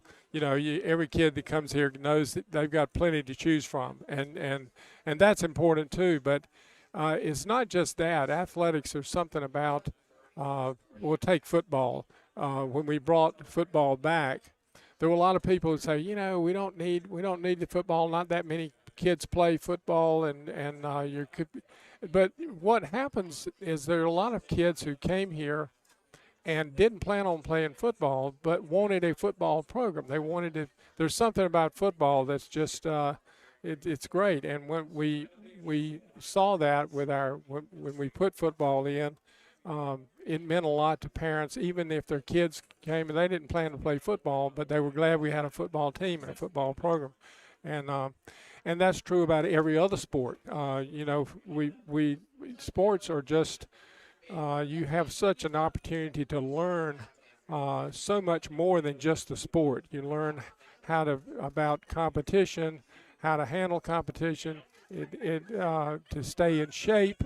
And how important that is, and the physical aspect of it, and then the team aspect of it. Being on a team, being with other people who you have to depend on them, and they have to depend on you, and then obviously learning to play the game hard and well, but play it with great sportsmanship. And that makes it. That's what we've always done here at Trinity, and we're so proud of. Absolutely, and we still are. I mean, yesterday at morning meeting, several people, including Coach Mickens, talked about the importance today with so many folks here and a big heated rival to maintain that sportsmanship, and I think we have, as we always have, and that's a legacy that was always so important to you, and I think you have so much to be proud of in terms of how that has continued even beyond your incredible tenure here, that sportsmanship is still just a core value of our school. And speaking of having football and what it means just to the community, I mean, I was walking around the parking lots 2 hours before the game, and there were already there was tailgating. I mean, and these are iconic memories that these students will have. I'm not talking about the players. They'll have their own incredible memories, but just students who were playing cornhole, listening to music, hanging out with their friends. I mean, it's a day, win or lose, and hopefully win, but they're always going to remember. And I do think that there's something, particularly uniquely American about football and tailgating on Saturdays in the fall. And so I just want to thank you as a Trinity fan that you had the vision to say that this is something we need to be the best school we can be, and it has added so much to so many other incredible programs. Well, speaking of incredible programs, this weekend is also one of your favorite events, Cabaret. Exactly. is this Exactly. weekend. So this year they're doing it over 2 nights because to keep the social distancing, and so it's not a packed theater. But and my man Jeffrey Bell here, our executive producer, is works the lights and the crew and the stage manager. So he, of course, was there last night. Long weekend for Jeffrey. He'll be back tonight. But can you just talk about Cabaret and some of your memories? You played at Cabaret every year, and just what that means, that tradition. Cabaret is just a wonderful Trinity tradition. I don't know of any other school that has anything quite like it. I know that, there's a lot of programs, musical programs, but Cabaret is something special. And Brian Rollins has just done an incredible job at Trinity. I saw him Thursday. I was here for a meeting. I went over to talk to him, but he's just done an incredible job with our music program, and of course others here that are been added to it are good testament to what he's done. And music is another thing. Music is so important. The arts are so important, and we have in my opinion, the best arts program, music, drama, and visual arts in the state. I think. Our facilities are great. Our teachers are great.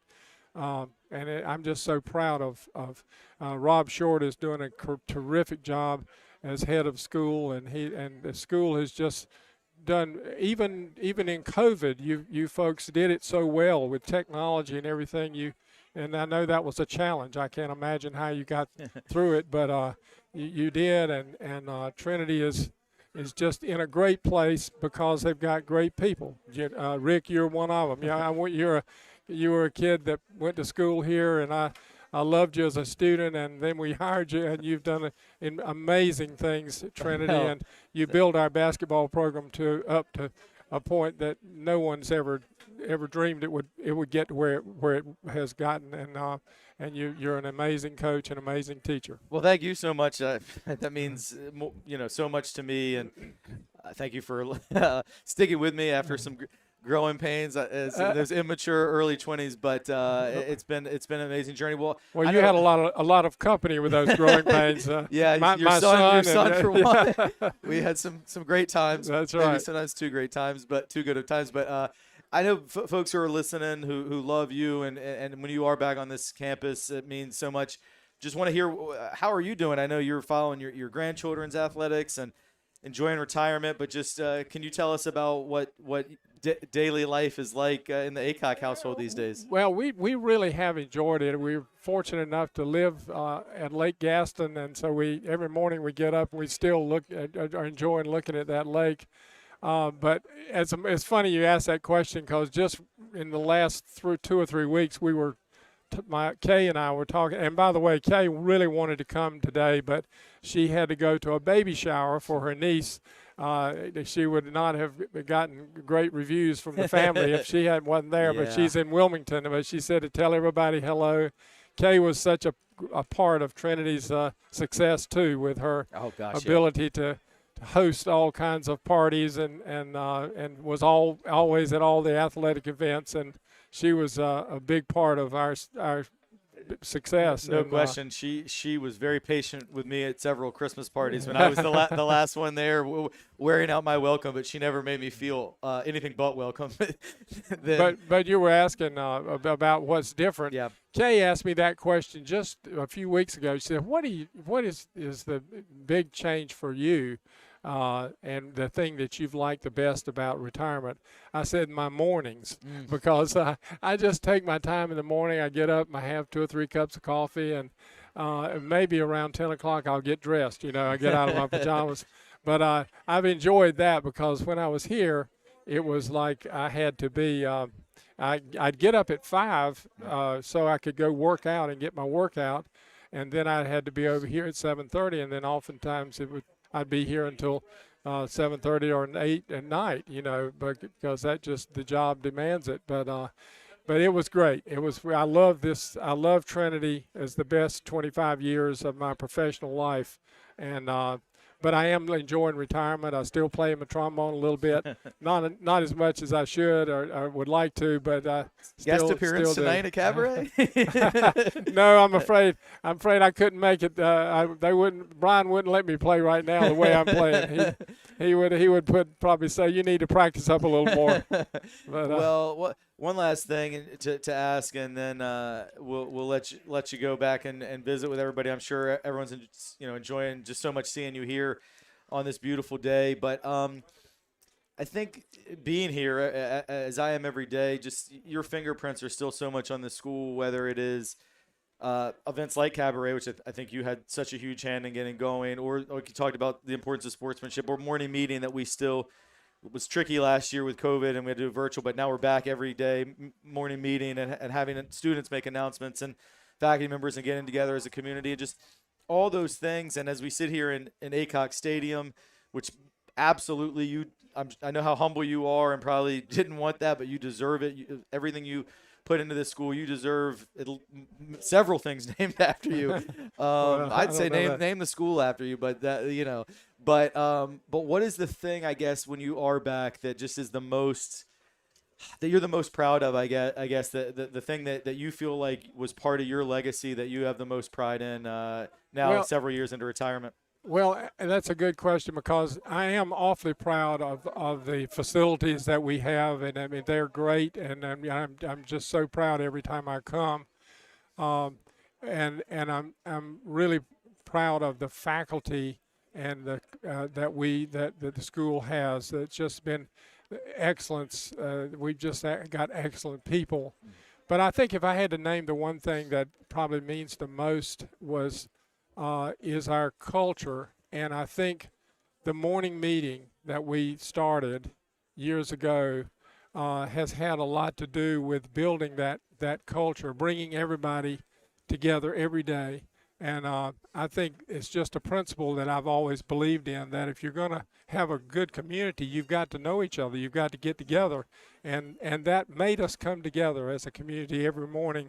So I think that, and to see that continued, and to see students that are benefited and are willing to take a risk to try something new and not worry about being laughed at, Yeah. because the Trinity community has typically been very supportive of each other, and I see that still happening, and I thank all of you for what you're doing, continuing to make Trinity better and better. I mean, it just is amazing where we are now, and you people have done an amazing job, and I'm so proud of all of you.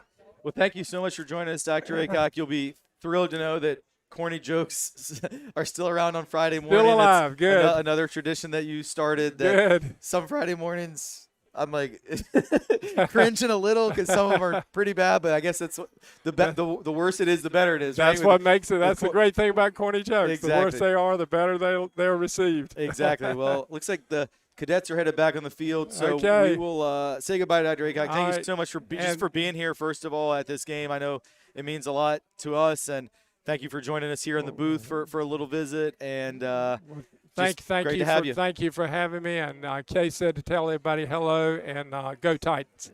All right, go Titans. Okay. Thanks, Dr. Aycock. Thank you, Rick. And we're going to take a quick break. Need that bathroom break real quick, and we'll be back on for you in just a few minutes. Big second half coming up. Titans 24 minutes away from the trophy, but the cadets will certainly do everything in their power to fight back. So Titans coming back on the field. We'll take a quick break and be back for second half action in just a minute.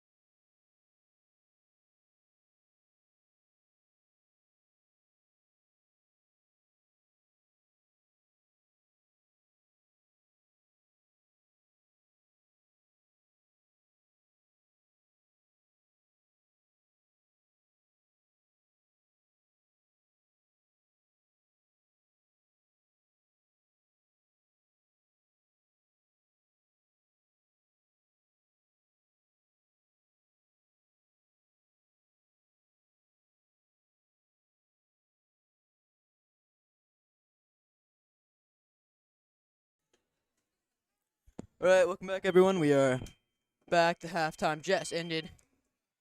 About to have a pretty close game. Titans are up 14-0 over the Cadets. Coming back from halftime, Cooper, as you're stepping in for Mr. Hamlin, do you have any thoughts on the game?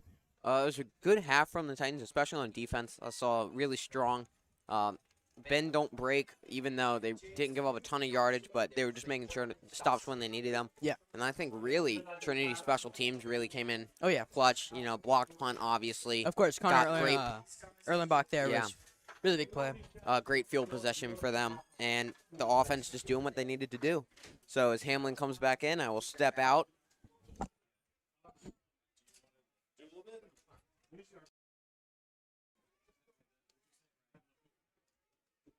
You had it right the first time. All right, we're getting ready to start the second half. Thank you to my man Cooper Michlik for filling in for a minute there. Cooper, you heard him all fall on field hockey and soccer broadcast. And second half kickoff is underway, and not quite, I wouldn't call it an onside kick, but a little short squibber that was a little hard to handle, but the Cadets do jump on it. We did see Henry Caudle was almost able to get to it. Great to see Henry out there, but Cadets will take over at their own 37.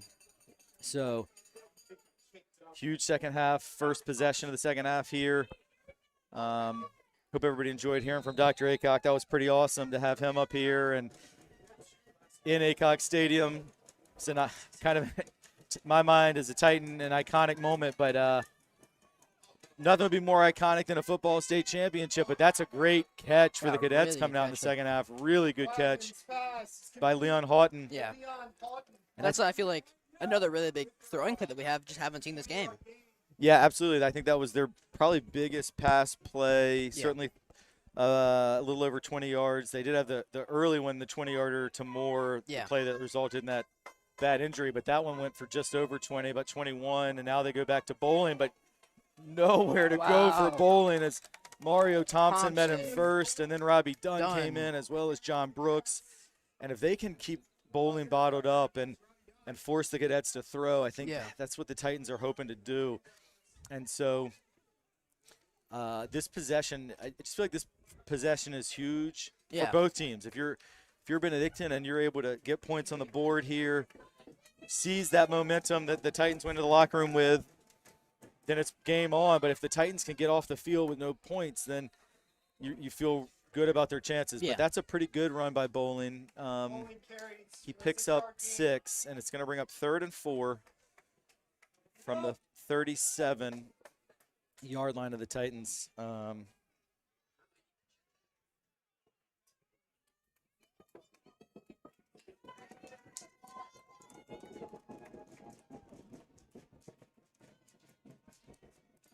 All right, big 3rd and 4, crowd getting loud. Certainly don't think anybody left at halftime. If anything, it looks like there's more people than before. And that is caught by Houghton. And I think like that first half reception where I think he got just enough, but there is a flag. Maybe, on the far sideline. I'm not sure if I think it's just inches again. Not really sure. Yeah, it's gonna be an eligible receiver downfield, and that's coming back. Wow. And Mr. I actually think he was just short of the first down. It would have been 4th and inches, but instead it's going to be 3rd and about 9 or so. I'm not really sure what that flag is. Can you explain that one? Yeah, so the offensive lineman, if it's a pass play, really can't go more than a couple yards downfield. If it's a run, they can go, but if the ball is thrown forward, the offensive lineman cannot go far downfield, and so it's a little bit of a judgment call, but clearly the official on the far side thought that the line did go too far, so that's a big penalty. I mean, it was going to be 4th and inches. You think their chances of getting it would be pretty good, but now they're at 3rd and nearly 10. They go to Houghton again. It's dropped. Going to be incomplete. What a hit, by the way, as man, actually the Cadets catch a break there, because if they deemed it a catch, it would have then been a fumble, and then it was scooped up by Elijah Rayner, and he was gone. He would have been gone, yeah. Right, so if you're the Cadets, you actually are probably breathe a sigh of relief that you can just punt it, pin the Titans back, and keep them from what would have been a back-breaking turnover, and we we don't have we don't get to see the replay. I think it was probably a good call, but the punt, Ferguson fields it again inside his 10, makes a good move. Boy, he gets that ball outside with that one hand. Maybe I'm a little old school. That scares me a little bit when he starts having that one hand with it, but decent return. Gets it out across the 15 and about the 16, I think, is where they're going to take over. So we said it was crucial to get a stop on the first possession. Trinity did that. Cadets were able to pick up that one big pass play, but that was all. And now I think the Titans are going to want to try and establish the run. Yeah. And, wow, okay. Yeah, they spotted the ball at the 25. I was like, he did a better return than I thought, but now it is back to the 15. Officials got a little confused there as well.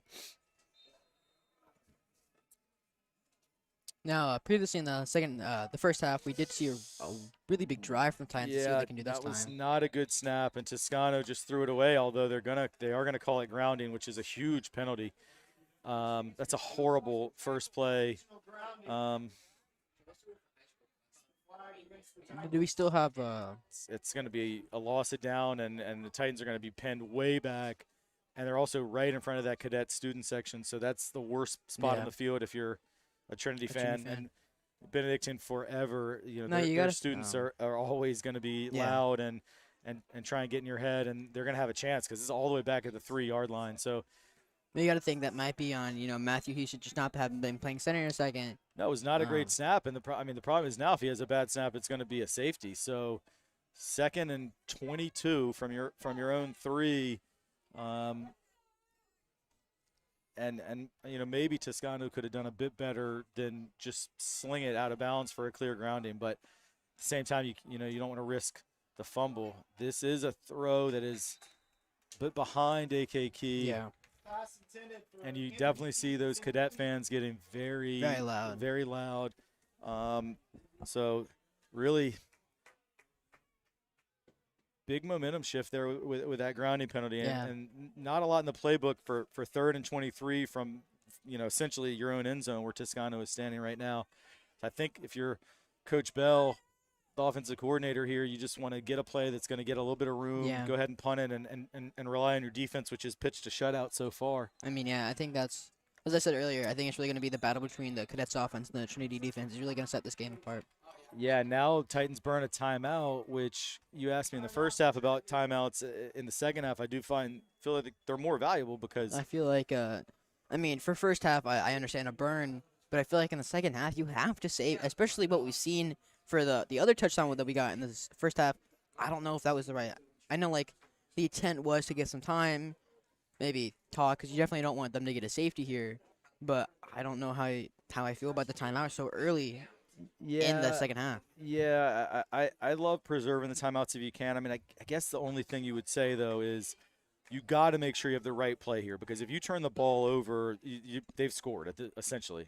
They're at your own 3-yard line. So if the coaching staff felt like they weren't on the same page, yes, the timeouts are important. Yes, you may need them down the stretch, but what you don't need is the Cadets scoring points here. So I think you can justify it. Oh, and they're actually going to go ahead and punt it, the quick kick on 3rd down. And, I kind of like it. I got to be honest. Because obviously they didn't have their punt team out. You flip the field a little bit here. He punts it all the way out to the 43-yard line. Yeah. And, it's funny because 2 years ago, Jack Toscano, quarterback/punter, punted on 3rd down against Benedictine because he thought it was 4th down. This time, I'm quite sure he was instructed to punt. And for the last 3 years, we've given him a hard time about keeping the down straight. But that one, I actually think that's a kind of a clever play because they have nobody back to return it. You weren't going to get the 1st down anyway. Yeah. And I think that must be why they call the timeout, just to say, you know what, let's do it when they're not expecting it. Still good field position for the Cadets, but not as good as it perhaps could have been. And Bowling rumbles for 3. They've gone to him most 1st downs, and most of the time he picks up positive yards. I think that, for the first Bowling play, definitely Thompson and I think was Elijah Rayner were really on him there. I think the coaches might have come up with a way to really stop Bowling with his amazing runs. Yeah, so 2nd and 7.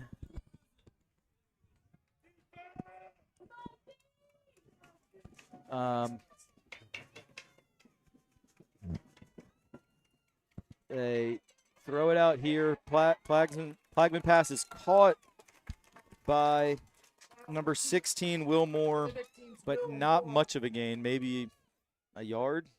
Yeah. Cornell Allen on the tackle for Trinity. The Cornell's big play. Haven't really. Yeah, and actually no gain. Now that I see where they've spotted it, nothing there. So nice job defending that. Another third down. Titans have been pretty good on third down today. They really have, yeah. 3rd and 7 here. One thing at the Titans haven't get is the student section. I don't know, man. Yeah. Haven't really that on third downs. My one concern about the student section being so early is they might run out of steam, because this is when you need your students to get loud here on 3rd and 7. But the folks down in front of us are definitely getting loud. He's got some time here. Plagman now is flushed out. He dives for it. It's close. It's going to depend on the spot. LJ Jones was able to stop him there, but yeah, not really sure if he was able to get that one. Plagman really put his body on the line. I don't think he got it. I think they're going to mark him out at the 35, which is two yards short, at least. He dove for the marker there, but I think he had stepped out of bounds before the dive. So now we have, I think a warning. 17 did kick the ball on accident while he was looking backwards at a coach signal. So I saw him kick the ball. I really do think it was an accident. Yeah, he was looking backwards, walking backwards to his position, looking for a coach signal, I'm guessing. And also the chains actually I think when he dove, he actually knocked the chains down, so they had to reposition them. So it's more like 4th and a long one. Big play here. Yeah. Good protection. He goes to his receiver short, and they will get the first down with Darrell Edmonds Jr. making the catch. So I think the Cadets, to their credit, there's been no panic. They continue to run, short passing game. There's still plenty of time. And you've said it all along, this battle between the Cadet offense and the Titan defense. So far, Titans have held firm and pitched the shutout, but Benedictine has now been able to get a few first downs in the second half. And that's a big 4th down conversion there. Good pass by Plagman to Edmonds Jr. This time it's Bowling again on first down, and he picks up a couple. And that time Bowling actually popped it out wide, which has not been his normal pattern. He's usually a between the tackles guy. But I think he was smart, because the last 2 times the Titans have really just anticipated that interior run, and so he bounced it outside. But still pretty good discipline by the Titans. Held him to only about a 2.5 yard gain, and it's 2nd and 8. And now they go with the shiftier runner, Gendicurio, and he picked up about 2 or 3. Yeah. I really do like from the Cadets aspect. I really love their 2 runners they have, Leo Bowling and Gendicurio. I think that, as you said, Leo Bowling really able to get through those guys, and Gendicurio, he's able to shift his way around those blockers and find some good. He's able to open up those runs where Leo can just bust right through him. Exactly. All right, 3rd and 5. This time it's a quarterback keeper with Plagman, and he's going to get the first down. He did a nice job there. I think he fooled everybody with that. He fooled my own eyes. Yeah. He faked the handoff to Gendicurio and then kept it himself. He did really well, and they're all the way to the 10. This is the deepest the Cadets have been all day. And those 2 running backs that you mentioned who you like are a junior and a sophomore. So those guys will both be back next year. And it's going to be a touchdown Cadets. There is a flag, though. There is a flag.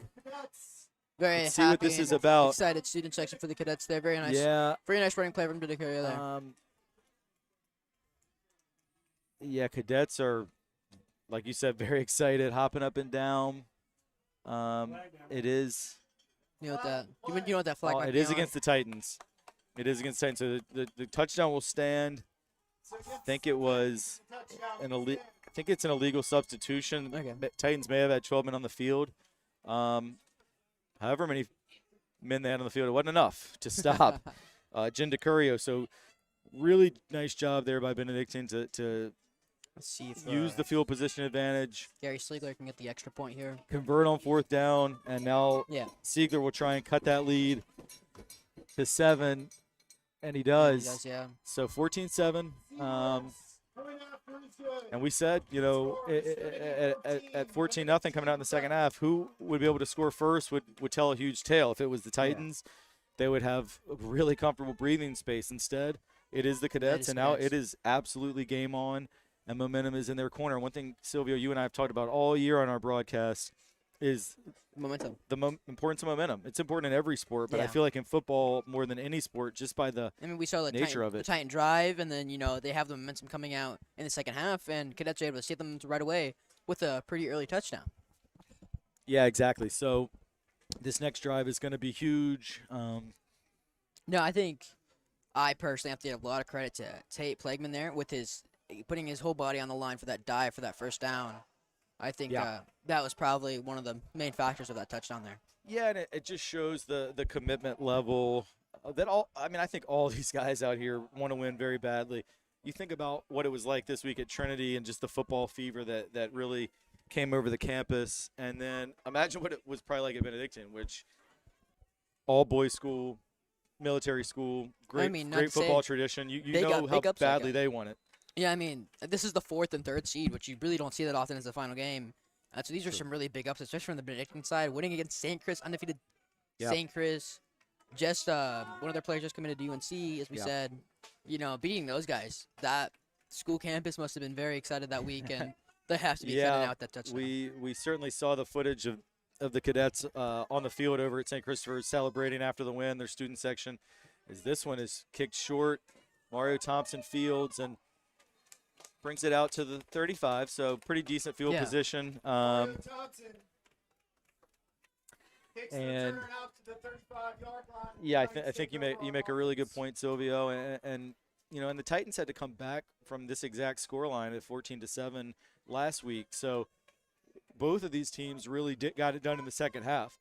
Both, in fact, came from behind last week. So you know these are teams that are going to battle for 4 quarters, of course. And it's also just the nature of this rivalry.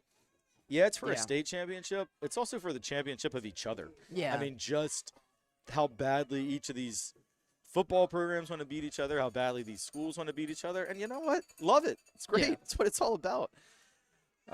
Toscano's facing some pressure here. And this one he throws away. Now, that should not be ground. And he had a receiver in the vicinity that time as opposed to the previous grounding penalty. But a good job by the Cadet defensive line. And I think a factor, too, is just at halftime gave them a chance to get fresh because the defensive line we've heard all week is the strength of this Cadet team. And they looked a little bit gassed late in the first half. That final drive for the Titans, Toscano had a lot of time.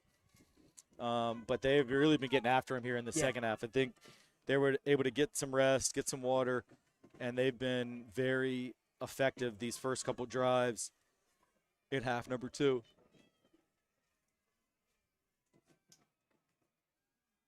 Toscano has some time there. He looks for AK Key. Oh, maybe. What a catch! What a catch! Yes, wow, AK what Key. A catch! Holy cow, 25 yards. That is incredible that he was able to keep himself in bounds, catch that ball.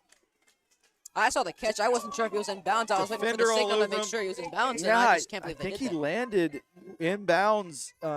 The ball, it was, we had a pretty good view of it, close to our vantage point, and I think I was pretty confident saying that he caught it right off the jump. Good, like a 5-yard run from Toscano there. So really Toscano quickly seized on that momentum of the big play, and Toscano with a quick snap and runs for 4 to make it 2nd and 6. And now Toscano with a hard count gets a jump. Yeah. TJ Baldwin jumped. It's gonna be 2nd and 1, and talk about momentum again. Cadets seem to have it, but then a big play, a run, a penalty, and the Titans are in pretty good shape here with 2nd and 1, and now all the way into Cadet territory at the 31-yard line.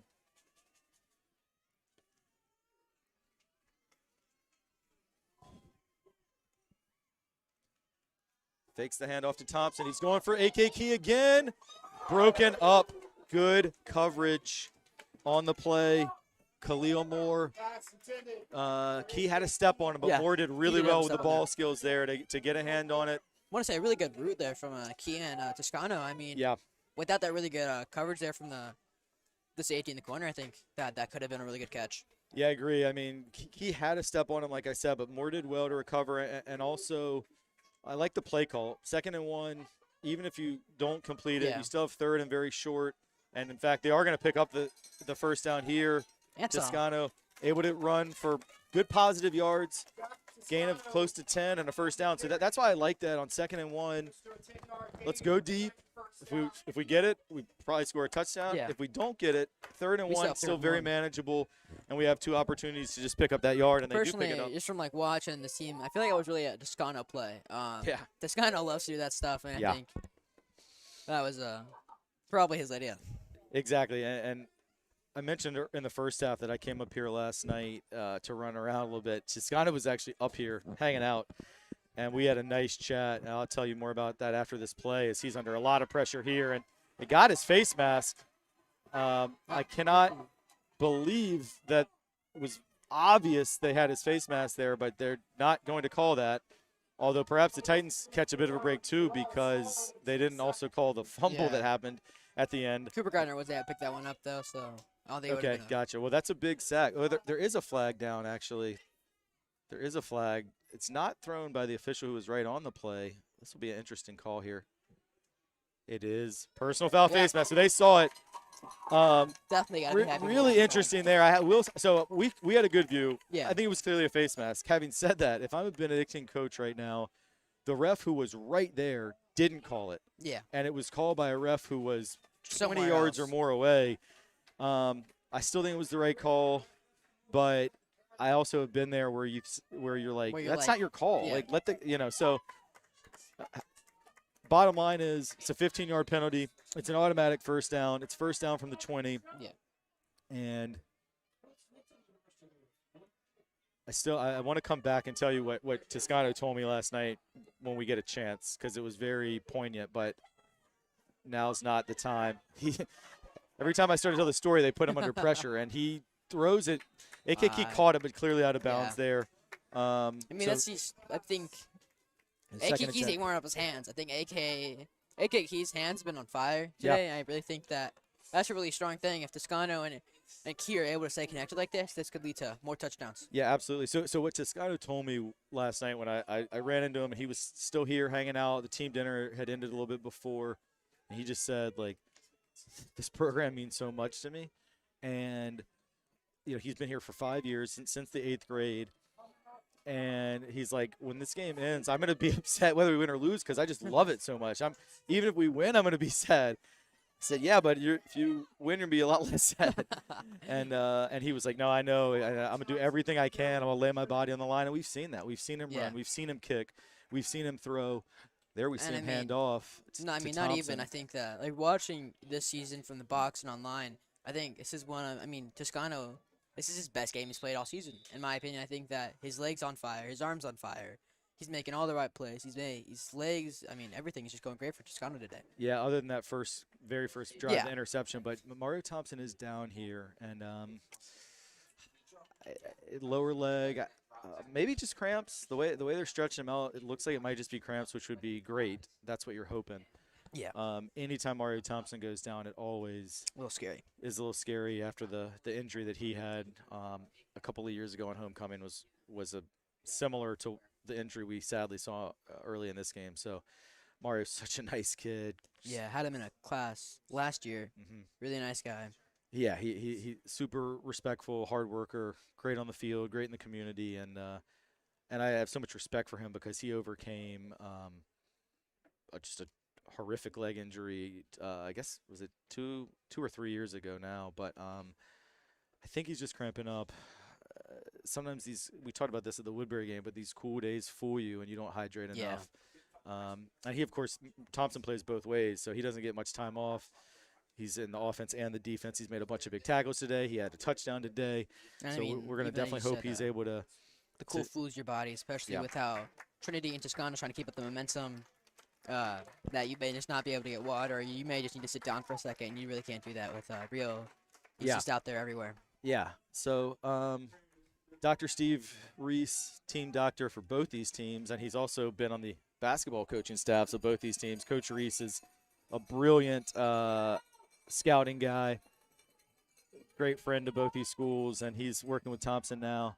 Yeah, it just seems fast. All right, this is a big play, though, here, and it's big pressure and a fumble. It's a fumble. The Titans have got to hope they fall on it. They're not going to. Maybe they will. It's still loose. And ultimately, Trinity recovers. Now, it's going to be 4th and forever, but I think maybe Trey Grant was able to. Yeah, Trey Grant was able to hop on that one, but yeah, wow. That's got to be. Jack Toscano was getting chased, and then I don't know if there was any contact with the ball or he just felt that pressure, and I think it slipped out of his hand. So it kind of similar to the play where the Cadets had on their 3rd down play what was called incomplete, which maybe could have been a fumble return for Rayner. Elijah, yeah. It's sort of the same thing here where the Cadets have got to be happy they're going to get off the field, but still it could have been so much more if they could have fallen on that. Now Toscano punts. This is not a good one. Unlike his earlier punts, this was not a good punt. Gets a decent bounce, but that one didn't go very far. I wasn't able to at least see. Did you see a hand on that kick? I think. No, I think it just came off. I just think it just came off the side of his foot. Oh, okay. I think he was trying to angle it to, he didn't want to put it through the end zone like he did in the first half. I think he was trying to angle it to that coffin corner, but his geometry was a little bit off there, and he did not get very good contact. So Cadets will take over at their own 25, so only a 13-yard punt. And huge drive here. Benedictine can score. They'll have opportunity to tie or possibly even take the lead. We've seen a Benedictine with a two-point with conversion. Leo Bowling. We've seen this time they start off. They do run, but it's not Bowling, but rather Jindacurio with the first down run. See, Jindacurio, Leo Bowling, these are the running guys that they normally like to use in first, second downs. And we've seen them be able to get these big drives that they previously have been able to do, and they've gone 33, around 40. So depending on the Titans defense, the Cadets may be in for a pretty long drive here. Yeah, second down. Looked like Robbie Dunn jumped, but he did stay on side, which is big.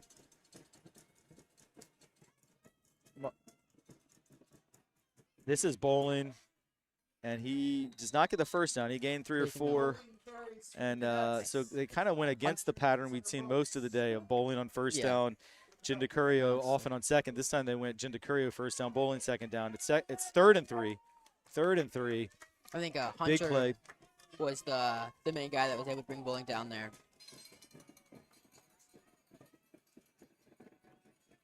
And it's Bowling again.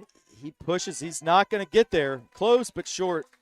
Yeah. I think it's going to be 4th and 1. And another inches or 1 there. Yeah, God, there have been so many of these. I mean, that shows you how good these runners are for the Cadets. Yeah, it's 4th and a full yard. I see no sign of the punt unit coming on. Under 2 minutes to go in the 3rd. I'm kind of surprised they're not quick snapping it here if they're still going to go for it. Yeah, they are going to go. This is unequivocally the biggest play we've seen of the game so far, because if the Titans can hold, they'll have incredible field position. But if the Cadets get it, they'll keep the ball and try and continue to march toward a possible tying touchdown. Try to go with a hard count. They may just take and then the play clock is gone. Yeah, and it is going to be a delay of game. No, they called a timeout. Okay. So they wanted. Yeah, what they wanted to do was draw the Titans offside. He went with a hard count. Great discipline by the Titan line to not jump. But I'm curious now if they'll continue to go for it, or will they send the punting unit out? It looks to me like the quarterback is involved with this timeout huddle, so I think they'll probably go for it. Hey, a couple more people I've heard from watching the stream today. Burke Smith out of Boise State. Great basketball player here, 4-year varsity player here, winningest player in program history. Burke, thank you for watching. Dylan White, great soccer player here. She's at Clemson, playing club soccer down there, and all-state player here last year in her senior soccer season. I've heard from you guys, so thank you all for tuning in. I was going to say another touchdown before the 4th quarter from both sides. So they only have 2 when they enter the 4th quarter. So we'll see if that reflects into the late game at all. Yeah, so they are going to go for it. And again, like I said before, this is, I think, the play of the game thus far. A 4th and 1. He's out of the shotgun. He gives to Bowling. Bowling is going to get it. Yeah. Not much more, but he does get the first down. And the Cadets will keep it. That's a huge conversion. Yeah. Huge conversion. And still Mario Thompson's still out. It's like I they see, are. yeah, Coach Hall working, trying to. He's got like the roller, trying to work him out. Still this is such a strong defense, but you would have to feel a little bit better with if Thompson were out there. Yeah. Hopefully he'll be able to come back. First down at the 40, or excuse me, the 38. And this What a good time, stop. Bowling goes nowhere. Man, you would have loved to have that last Yeah. play on the 4th and 1 because he went for no gain, maybe even lost a yard. I think he did. Yeah, I think you're correct. He may have lost a yard there. Erlenbach going out for I think Cooper Gardner there. Yeah, so it's going to be 2nd and 10, a little more than 10. He lost about a half a yard.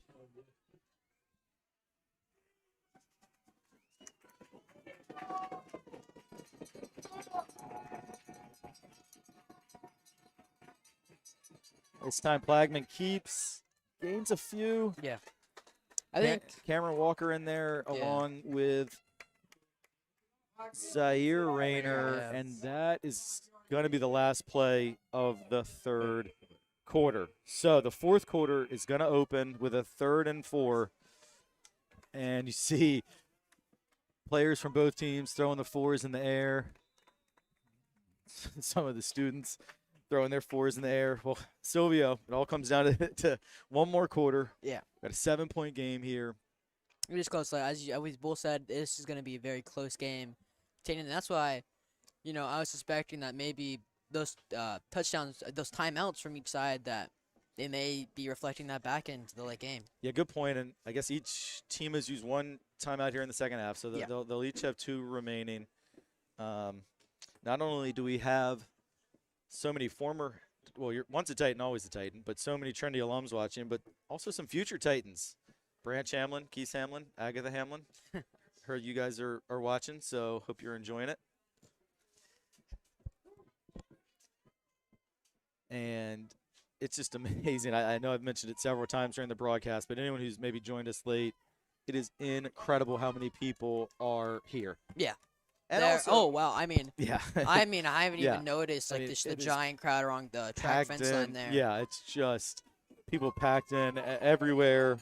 When the game ends, might as well hang out for a while because the traffic Oh yeah, yeah. getting out is going to take a while. All right, huge play, 3rd and 4. His Plagman's pass is dropped. Oh. Almost picked, actually. Great Hunter coverage Brooks by there, yeah. Deuce Edwards. Your boy Deuce, I mean, they've been trying to pick on him all game. He's been solid all game, Yeah, I mean, and he that's was still- solid there with perfect coverage and got the hit to break it up.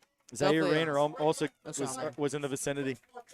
Definitely, as you said, they will try to pick on Deuce this game, but he's been on his game, probably one of the best games he's had all season. He's on it today.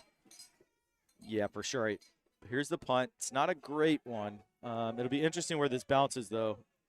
Didn't take much of a bounce. That was one of those I thought it could hit the ground and go for a while, yeah. but kind of just died right there at the 30. So good job by the Titans to hang tough, and Trinity will take over at their own 30. Speaking of Deuce Edwards, I was talking to him yesterday. I told him, I said, Dr. Aycock's coming tomorrow. He said, you mean the guy that Aycock Stadium's named after? I said, yeah. And he was like, he must be really special because I thought they usually only name stuff after people who died. So that's exactly right. Dr. Aycock is one of those people. He's so special they name stuff after him while he's still very much alive. And you heard from him at halftime. Yeah. It's great to have him here. But Deuce was like, I want to hear more about this guy. And Ms. Farley and Mr. Hauser and I were telling Deuce, Terrence Edwards, all about the living legend, Dr. Aycock, who's with us today. All right. They're going deep on first down. Trey. AK's got a step. Or sorry, it's Trey. It is Trey, and he makes the catch. Makes the catch. What a catch. Big play. Almost 40 yards. 39 yards on first down by Trey Ferguson. Wow.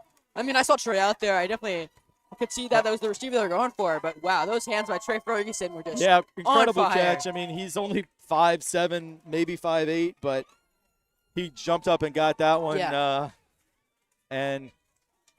Yeah, I mean, I actually, for a second, like I said, I thought it was maybe AK just because That's the. I thought he looked big, and there is a little stoppage here. Was there a timeout call? I don't see a player down, but chance. I mean, No, the No, there's Benedictine supposed to be. coaches are on the field. I'm not I would sure. be surprised if there was a timeout call just Yeah. this early into the fourth No, quarter. I would never see that happen. I think maybe it was an issue with the chains. I think Okay. there's so many people over on the sidelines. I think it Yeah, actually just there are some. they had to navigate some traffic getting the chains moved is what I believe happened. All right, first down from the 31. Trey Grant, nice run. Yeah, That's really the Trey able Grant to we're see, used to yeah. seeing this season. 6-yard pickup on first down. So difficult to bring Yeah. down. He's been one of our favorite guys to watch Oh, all yeah. year. Only a sophomore, future star in this program, or I mean, I would say already a star, but going Yeah. to be even more of one.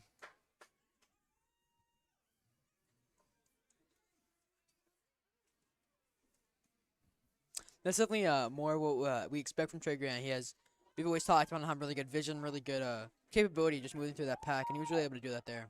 Yeah, here it goes to Grant again, and well, he looks for the contact. He is not afraid, and it's gonna. I don't think it's quite enough for the first down, but close. Yeah. I think it's picked up about 3, and it's gonna be 3rd and short. And by the time the ball is snapped again, we'll be less than 10 minutes to go. A very hectic ball game. Yeah. All right. Yeah. 3rd, and it's like a long one. Trey Ferguson comes in motion. Toscano keeps. He's going to have the first down. Not a whole lot more, but enough for the first down. And that gets it right down into the red zone. He's tackled at the 20-yard line. I'm definitely thinking that maybe Toscano's gonna want, if they're able to get some yardage here in the first play. I think Toscano's gonna go for a throw. Definitely think Toscano might try to go for a long throw here, if he has the opportunity to do so. Yeah, this is a spot where they frequently have looked to throw on first down, or will they break the tendency and run? Fake to Grant. They are looking for the end zone, like you called, Silvio. Not caught though. He looked for AK Key, but good coverage again by Khalil Moore. I mean, those two have battled all day. Yeah. A couple times AK has gotten the better of it. A couple times Khalil Moore has Yeah. gotten the better of it. But man, no matter how this game turns out, tip of the cap to both those guys. Oh, yeah. They're just one-on-one. Khalil Moore out on an island with AK Key, and they are battling out at that receiver and cornerback position. All right, 2nd and 10. And this also is where, we talked about in the first half, would the Titans try a field goal if they're not able to get in the end zone? I We'll would see if we suspect find they out would. that we may find out because it is going to be 3rd down. That was a well-designed play, but Yeah. it looked like the timing was just off. Trey Ferguson would have had some space, but I think Toscano expected him to kind of cut it in. He cut it out. Maybe give the cadet defenders some credit for pushing Trey Yeah. off of his route. So 3rd and 10. Sorry, Sylvia. As you were saying, would we suspect a field goal here? And I want to say we would, just on how fire Jack Toscano is with his kicking today. I think that he will be able to kick a field goal from the 15 to 20 yard. That would be huge if it comes to that, but you'd rather have a touchdown. You're Yeah. not going to get one, though, at least not on that play, and it is going to be 4th down. Good coverage again by the Cadets. He's looking for Cam Fleming. Elijah Rogers with the coverage. And Yeah. Titans are going to attempt a field goal, but it's not going to be Jack Toscano. It's going to be J.D. Stemhagen. It's going to be – they're setting that tee up at the 26, so you're looking with the 10 yards to the goalpost, a 36-yard field goal here for J.D. Stemhagen. We've talked about before, J.D. joined the team late after the season even had started when Toscano got hurt and they needed a kicker. Yeah. J.D., a great baseball player, and it's a crucial kick here. It's got plenty of leg. It is no good. Just wide. Yeah, He must have been just wide. Boy, that was awfully close. Had those referees had the cadet student section right in their ear telling him it was no good. And it was one of those, he kicked it higher than the goalposts were. So it was awfully close. But ultimately a good drive, but no points come from it. Yeah.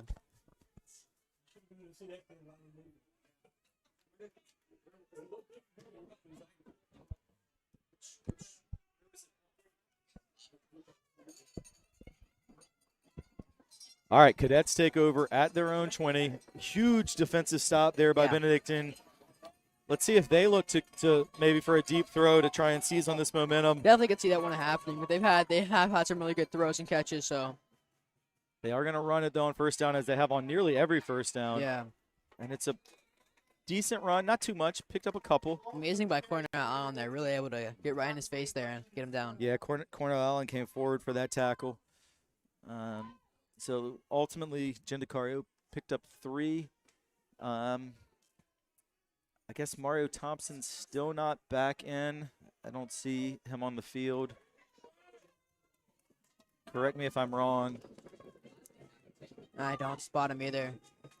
2nd and Wait, 7. I'm not sure. Crowd is getting loud. He might be out there. Yeah, he is out there.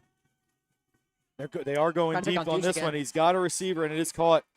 Nice play, well-designed play. Good By catch Moore there. by Will Moore. And Terrence Deuce Edwards did bite a little bit on the play fake. It was a double move. And a good catch, good gain really into good catch Titan there. territory. Pickup of about 35 yards. So you said Rio is back? Yeah, he is. I saw him with the red glove, so that's how I realized them. Gotcha. Okay, cool. So, yeah, wow. 1st and 10 at the 42 of the Titans. They're going to throw on first down. Have not done that much. Plagman escaped some pressure, but not anymore. He's brought down out of bounds By by L.J. L.J. Jones. Robbie Dunn was in there pressuring as well. John Brooks, I believe, too. I'm going to be Hunter Brooks, I'm sorry. So, yeah, going to be 2nd and long. Another battle, as you were saying, with, AK Key, I think, is Deuce Edwards and John Moore. They've had, they're definitely trying to pick on Deuce here with John Moore.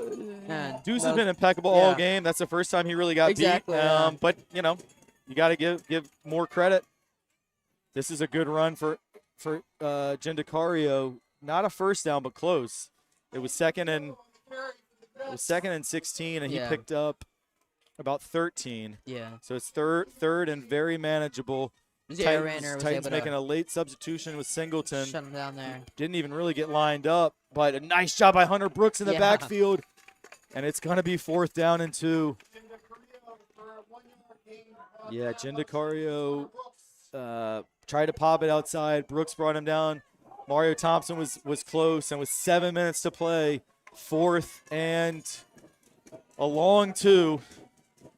We talked about a previous 4th down being the biggest play in the game at that point. Well, Silvio, we have a new biggest play in this game, and it is this one.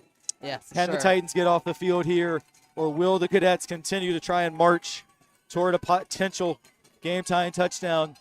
Plagman's back to pass. It's a short pass. It is caught for a first down. That short pass has been there all day to Leon Houghton. Yeah. I mean, that's Houghton and Plagman really been able to make a connection, and that was another good one that they've made. Yeah, he's really trusted on the key 3rd and 4th downs. He's really trusted Houghton, and he's done a nice job of just these routes where he'll sprint out hard, he stops on a dime, come back. He's been open, and he's been reliable on those catches. So huge first down inside the 30. The clock rolls, 6:15 to go. Snap is mishandled. Bowling ends up pulling out of the air. Actually, a really good job by Bowling. Wow. He's actually going to pick up a yard or 2. Really surprising with that high snap. I mean, you really expect that just to be lucky enough to get it back in your hands, but I mean, a couple yards, that's a really good play. Yeah, that could have been a disaster for the Cadets, but Bowling did really well because it bounced off Plagman's hands. Bowling secured it almost like a rebound in basketball, and then went just straight forward and actually gained a yard or 2. So 2nd down. Is that Leo Bowling? It is Bowling. Direct snap to Bowling. He breaks a tackle, and he's brought down at the 23. So he broke the first tackle, and it's going to be 3rd and 3. And I think everyone is getting their money's worth at this point. Just from what I've seen from tape, it looks like his leg might be a little cramped up a little. Yeah, so once again, it's going to be Bowling, and he's just going to take the snap and run. And he's fighting close to first down, but he's not going to get there. It's going to be 4th and 1 again. We have seen so many of these. Yeah, I think Right now, this is where the Titans student section needs to be really loud. This is going to be, as you said, probably the most crucial play that we're going to see. Yeah, it's under 5 to go, and you're right. The the most crucial play just keeps being topped with the new most crucial play. And as we see, Athletic Director Anna Prilliman bringing out the championship and runner-up trophies. Here we go. 4th and 1, and Plagman is back in. Yeah.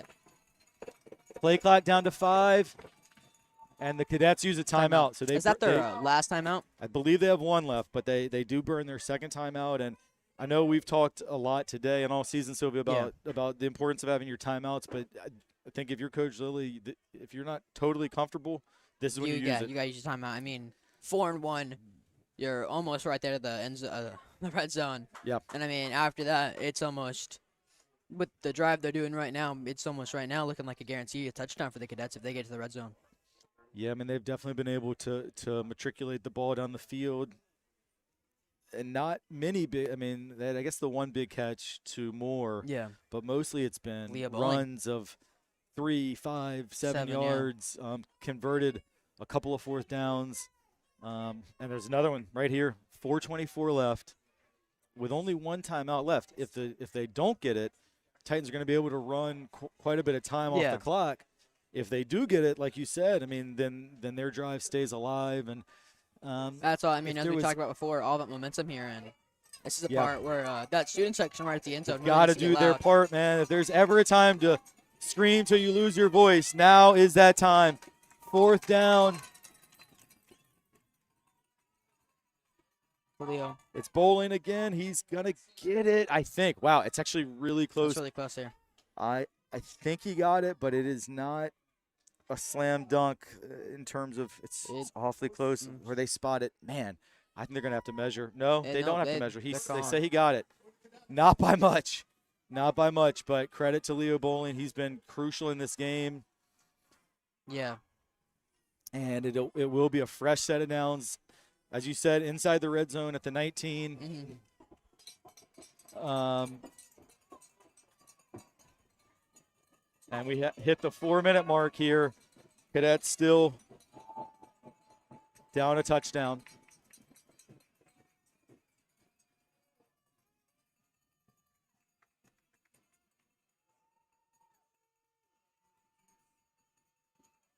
They're going to throw. Plagman has some time. LJ on him. Yeah, he throws it through the hands of the intended receiver. Yeah. Good job there in the secondary because he had quite a bit of time, but they stayed disciplined. Yeah. Thought I heard somebody yell, somebody's open, but I didn't see anybody open. I thought that was really good coverage on the back end. He tried to thread it to Luca Puccinelli, but it went through his hands. It'll be 2nd and 10. LJ Jones is creeping on Plagman there. 55. Tooley, I believe. Tootle with a nice with a block. really nice block. Yeah. All right, 2nd and 10. They're going to hand off to Bowling. He runs for 4. Got flipped there by the defender. Zaire Rayner was in there.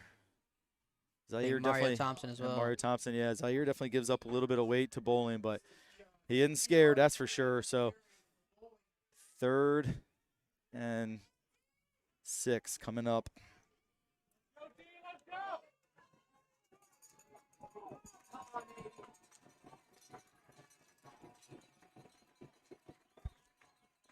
Play clock at 10. Yep. Game clock at 3 minutes exactly. Play clock at 5. And the throw is behind his intended receiver. He was looking for Darrell Edmonds Jr. They wanted, I think that Plagman and Edmonds were not on the same page. He wanted the double move. He went with the pump, and I think he wanted Edmonds to go, but Edmonds stuck with his initial route. So 4th and 7, 4th and 6 or 7. What? Yeah. Can't blame really hyping up the section here. This is. Guess what, Silvio? We have a new most important play. I mean, this is probably how many 4th downs are there going to be on this drive? If they make this, then there might be another one. But this right here will be the biggest play of this game. With 2:53 to go and the Cadets with only one timeout, if the Titans could get a stop here, they would be in incredible shape. But if the Cadets get a 1st down, they're going to be inside the 10, and it's going to be a timeout, Benedictine, their final timeout. So they are really putting their eggs in the basket of trying to score here. I mean, you have to. I mean, Yeah. I think that right here, I feel like that was the right timeout call to make here. You want to make sure that you are on pages. I mean, we just saw with the third down that they might have not been on track. You know, you said they might want to go for the pump and the reroute. And I think that if that happens again, that the coaches and the students will be devastated. So you definitely want to make sure that you're on the right track here. So I think that was a really good timeout.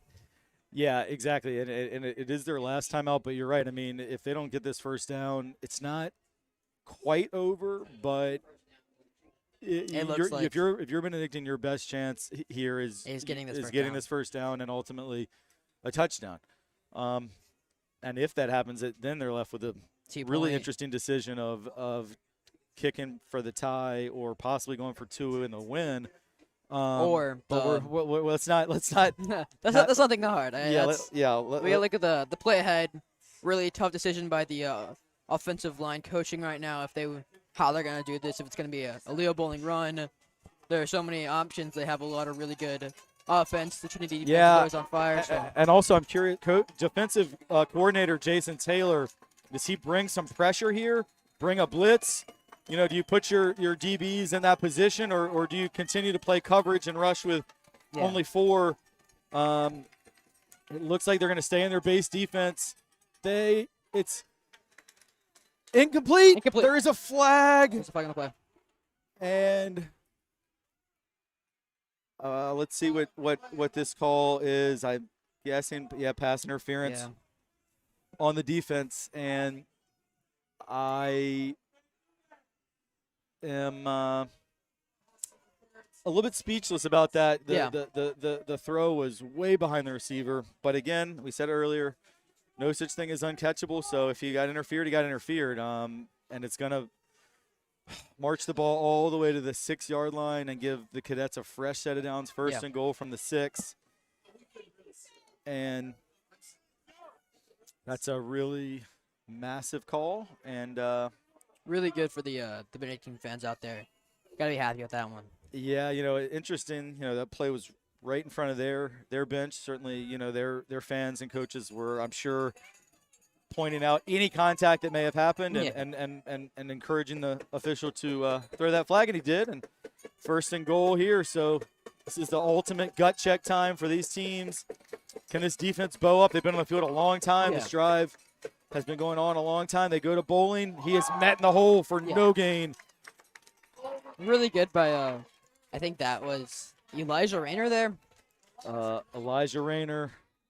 John Brooks was nearby. Now we see, I think it's just an injury timeout. Bowling was a little shaken up, but he's fine. I think he's going to have to come off the field for a play because he went to a knee, but he's right now. I think that he got hit hard. Yeah, but in general, I think right now that is important. Yeah. That is big for the Titans. Leo Bowling, even having him off the field for one play is huge. He's probably been their biggest weapon for the Cadets. Second and goal. He actually lost a couple there. He's back to about the 9-yard line.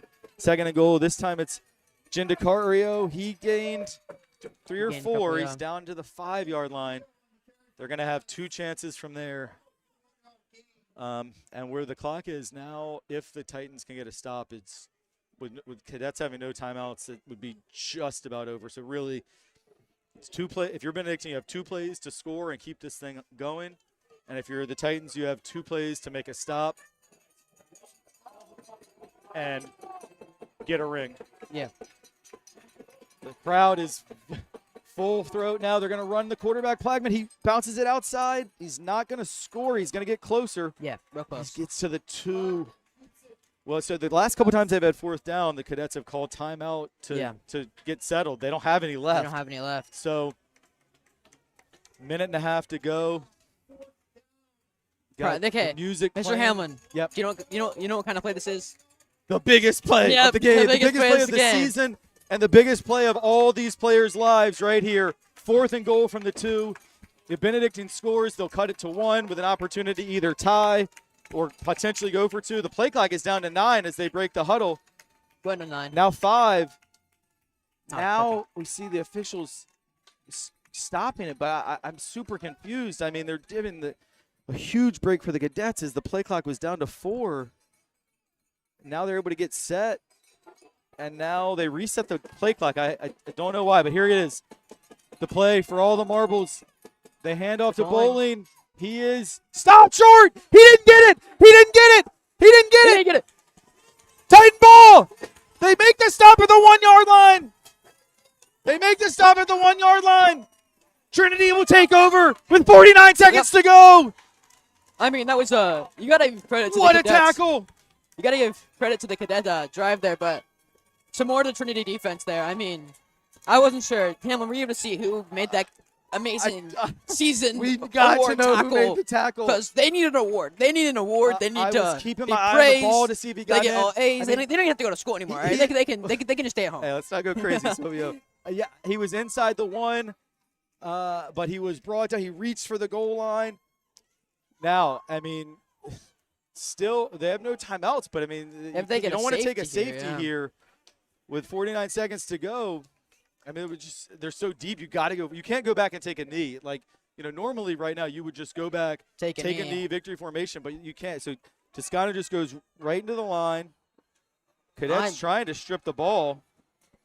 They say they have it. I've seen no official, See no signal official from calling. the officials. They Is that an do. official They calling? do. They fumbled have it? and Cadets have it. Benedictine will take over first down at the 1. 40 seconds to go. I guess of course, we had not a good angle, Yeah, but it but- looks like they stripped the ball. And that's why I was saying that being that far back was crucial, because normally there you would just snap it, take Snap a knee. and that's game. But But he went into the line because he couldn't go backwards. And the Cadets are going to have first and goal from the 1. Now, this is huge that the Titans get their composure. Yeah. First, hopefully make this stop, but you could very well be looking at overtime as Yeah. well. So first and goal, fresh set of downs with 41 seconds to go. Leo. Bowling again. I don't think he got in. I don't think he did either. He stopped short. Yeah, he did not. I don't know why they're stopping the clock.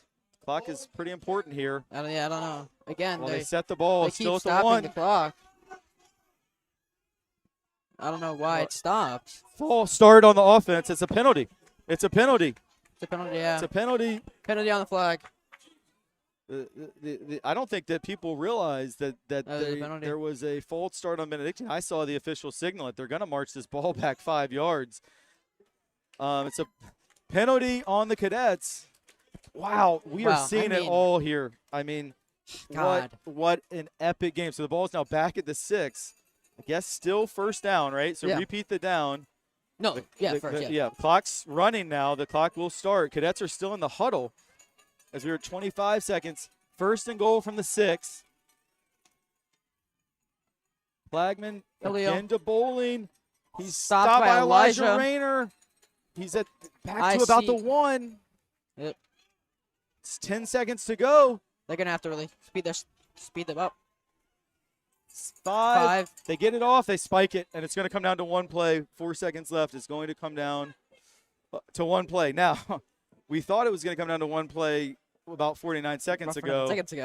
And the Titans made the stop, but the fumble gave Cadets second life. Yeah.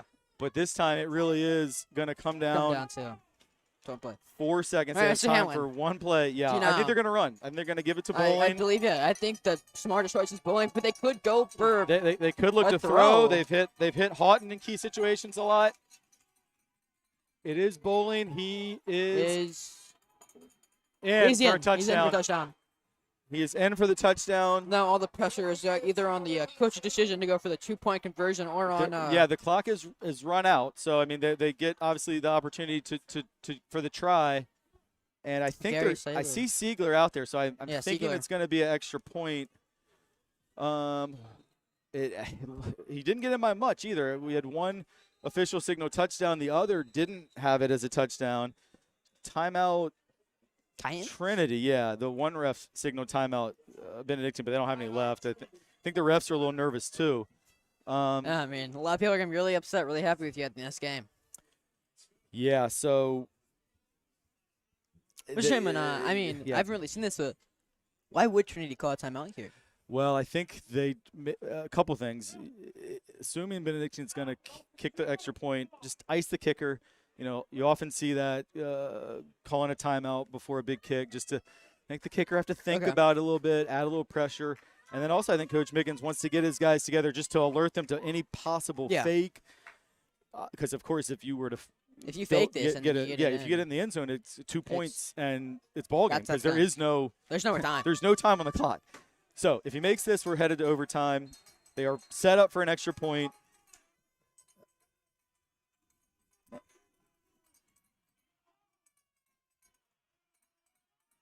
Snap is a little high. The kick is good. And kick we is good. are headed to overtime. State championship game, going to overtime. This has got to be exciting. I mean, as you said before, people are getting their money's worth. I mean, yeah. If you left early, you can't leave now. I mean, no, I don't think anyone has left. And this has been an unbelievable game. I mean, I'm pretty sure Jade here might be able to tell themselves for a minute.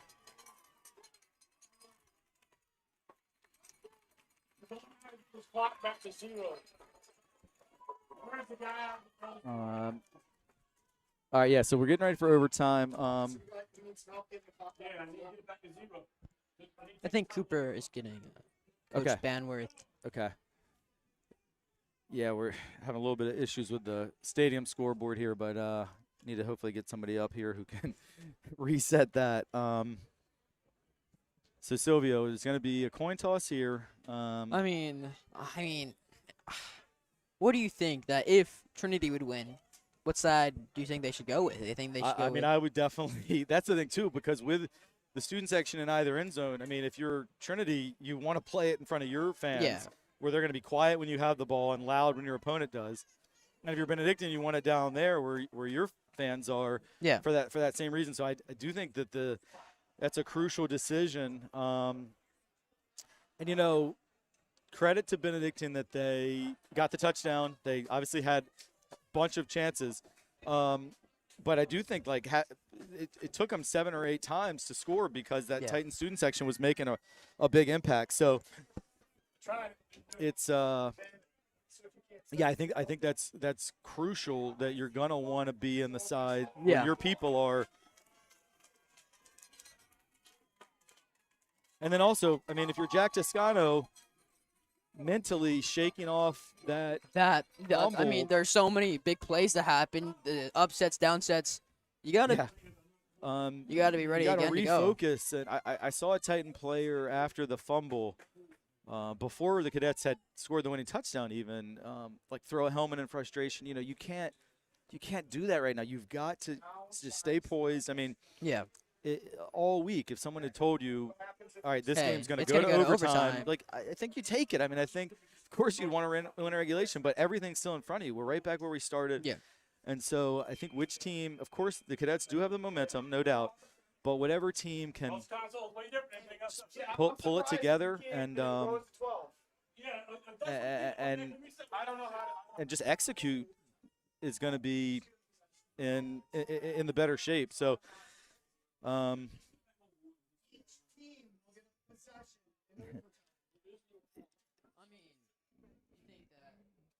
definitely if the Titans do get it, they definitely want to go on their side and probably take defense.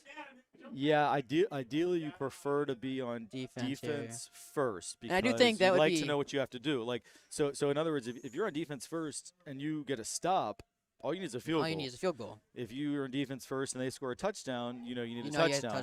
If you're on defense first and they get a field goal, you need at least a field goal to keep this thing going and a touchdown to win. So you'd rather be on defense first. Exactly. Yes. I think also maybe playing a role that the defense has been on the sideline for a little while. They might not be ready to go out here and play for the Cadets play in a pretty important they've defense been on game. the sideline for a long time. So I mean, that last they Cadet could be a little possession, frozen out there. That's what I'm thinking. for sure. So the captain's out there. You got Matty Houston for the Titans and now playing center, normally plays guard. Yeah, Leon Houghton for the Cadets.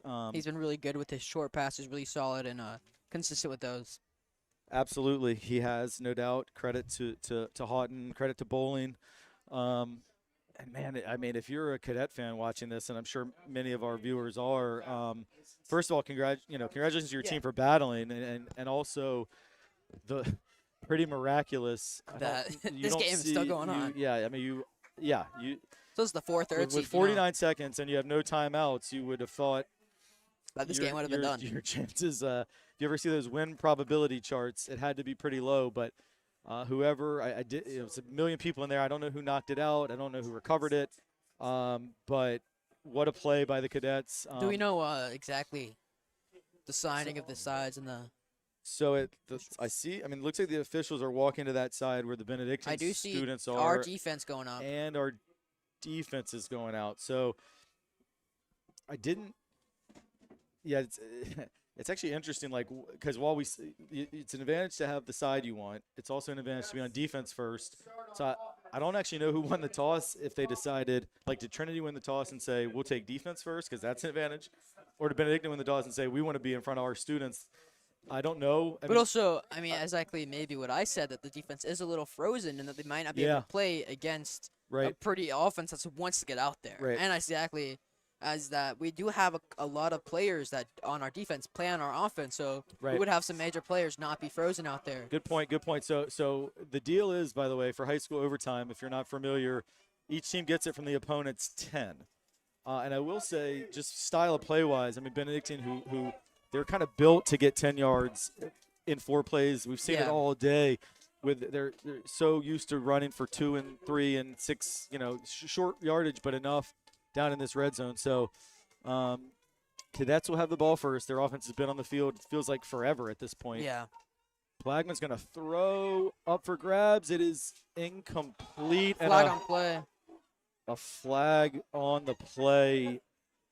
And again, that's also where being in front of your students who are probably all screaming for pass interference is a bit of an advantage. So pass interference in the end zone, I think, is going to be. So 5 yards? Or would it be more? In the NFL, it puts it at the 1. I guess it's only half the distance. So So now first and goal from the 5. They went up top looking for Houghton, and he was interfered with. So first and goal from the 5. Now it's Bowling. Not this time. He was thrown for a loss as the Titans sniffed that play out. Bowling loses 3 yards. And so now it's going to be second and goal from the 8.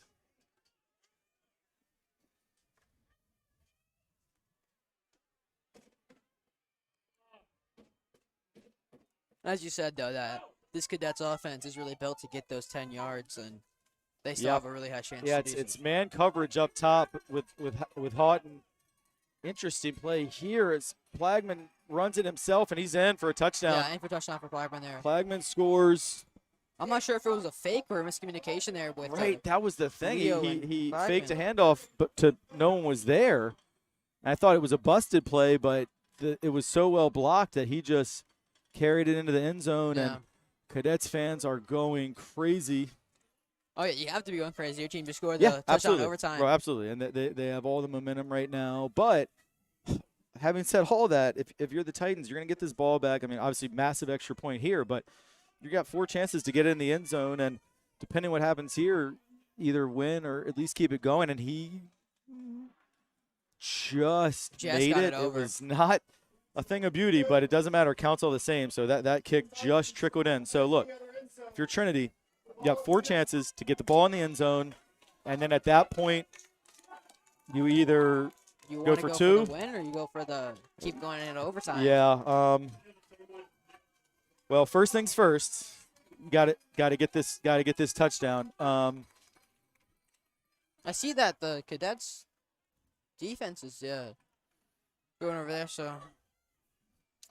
Yeah, I mean, see what they can do here. If you're a Cadet fan, you got to be thrilled right now. Looked like your season was over, and now you're a stop away from another state championship. So can Toscano pull it together here, Handoff to Trey Grant. Good little gap, but Grant picks up not a ton. He got a Maybe couple, 8 though. yards, Got a yeah. couple on first down. Trey Grant on the carry. 2-yard gain for the Titans. It'll be 2nd and goal. 2nd and 8. Exact play we just saw the Cadets at. But they were able to score the touchdown. Yeah, right. They just had 2nd and goal from the 8, and they got in. You're exactly right, Silvio, on this exact down and distance.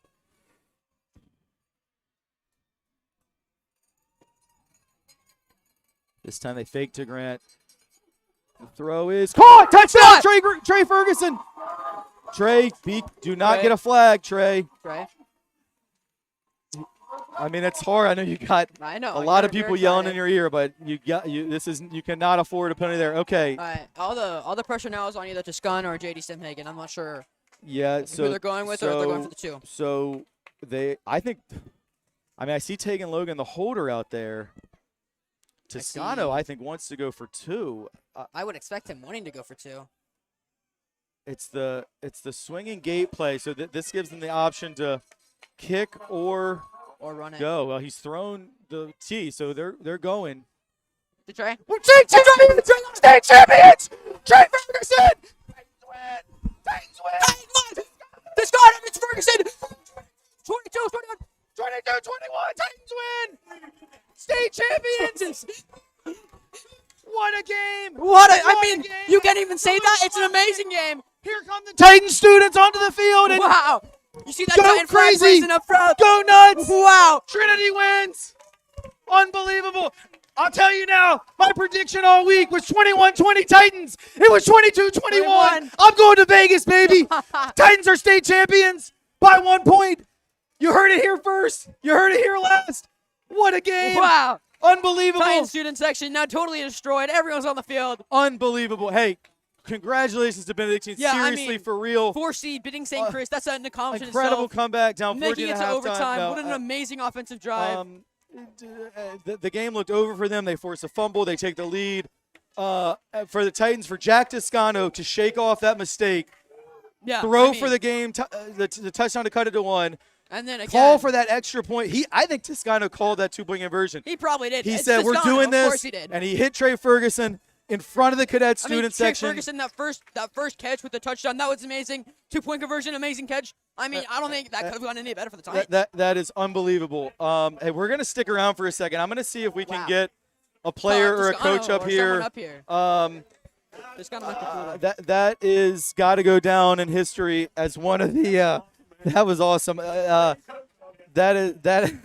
has got to go down. I've been at so many Wow. incredible Trinity sporting events and across so many different sports, but that's got to go down as one of the greatest Yeah. moments in Trinity athletics history. And I got to say though, I feel for the cadets. Just they laid it all on the line. Yeah. I mean, obviously, if the Titans lost, I would be devastated. Yeah, of of course. But like, you just hate that someone had to lose that. But I'm just That's always the thing with thankful championship here is that we won as Titan Nation. So yeah. So let's keep this thing rolling for a minute. I'd love to see if we can't get a player up here just to get a reaction. And I guess we need. I'm not sure if they can even We need to send somebody get down to to the try and do that. Everyone's leaving now. I mean, Yeah. Oh yeah, he won his student section. Well, yeah, we might have to. I don't know. Can we see if we can get Toscano up here or Trey Ferguson? I don't think either of those guys are gonna be available. Just No, we got to get them. We got to get them, man. We got viewers everywhere. We got to get somebody on here to talk about what that felt like. Yeah, all right, we're gonna while we're waiting to get some reaction here. wow. Silvio, I mean- you are a huge sports fan. Oh yeah. Talk to me, like, in your career as a sports fan, like put into words how this compares to anything you've ever seen. I don't think I can. I mean, you have to give credit to the cadets. Right now, if I'm the cadets coach, I'm saying that offensive drive was probably the best I've ever seen. I mean, they were what, 50, 40, 30, 20, 10. Yeah.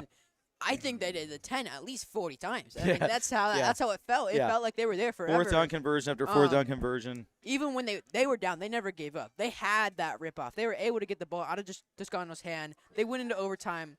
They played their heart out. They had such a great offense from Leo Bowling. And I Yeah. think that's what they got to say. I think that Toscano was probably the man that won the 2-point, that probably told the coach, we're going for the 2-point, we're going for the win, and they got it. I think he did. I saw him send some guys off that are on the normal kick team. I think he just said, we're going for this.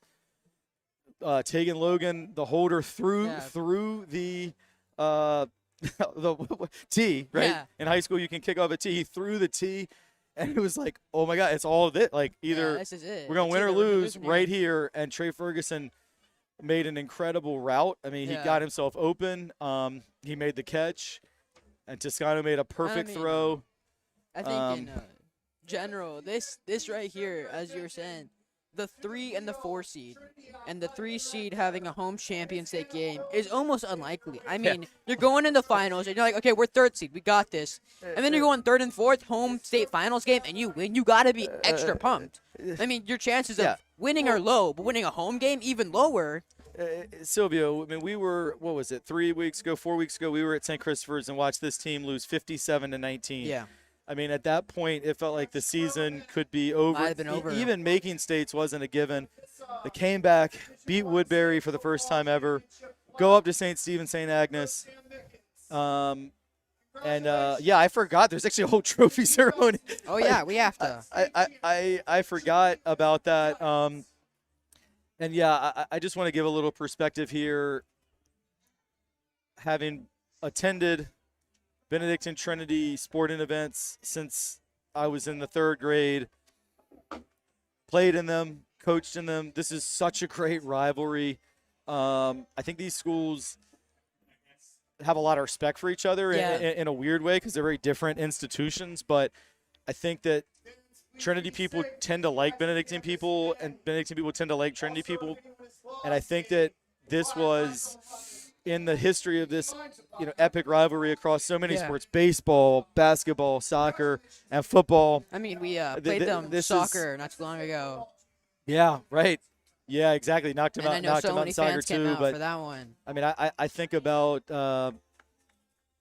classic basketball games between these teams that some have gone the Cadets' way, some have gone the Titans' way. I mean, this is just unbelievable. It really is. And I also want to point out, Coach Steve Edwards, longtime Titan coach who passed away at the beginning of the fall, and I can't help but think that Coach Edwards was looking down and smiling at that last play. Jack Toscano's got the chain. I think we've got him coming. Oh, yeah, he's coming. I think we've got him We coming. have him. I'll get it ready right now. Yeah. So this is going to be something to this is maybe the most important moment in TESPN history in terms of getting the game-winning quarterback for an interview.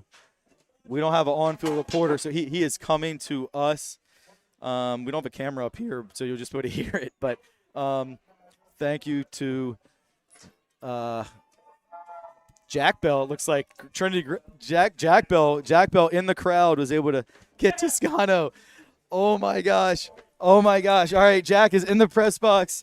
We're giving Jack a headset. All right, now you're live on the air, so just remember that we don't have any 7-second delay, so don't say any thing that's going to get us in trouble with the FCC. Okay, Jack, I want to I know it's probably hard to put into words how you're feeling right now, but you just won the state championship on a 2-point conversion in overtime against your rival on your home field in your last high school game. On my birthday. On your freaking 18th birthday. Yes, sir.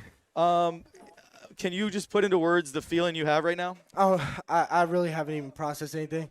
Obviously, that was my last game ever as a Titan, so I know you give me an hour and I'm in the shower, I'm going to start crying, bawling tears. But just to end it that way in overtime on a fumbled snap that just by the way, it's nobody's fault.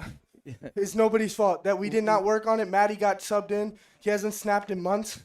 Like, that's nobody's fault. That was just a – yeah, I did want to ask you about that play. I was going to ask you about that next, but just so they're out of timeout. So basically, you need to snap it once, maybe twice. Yeah.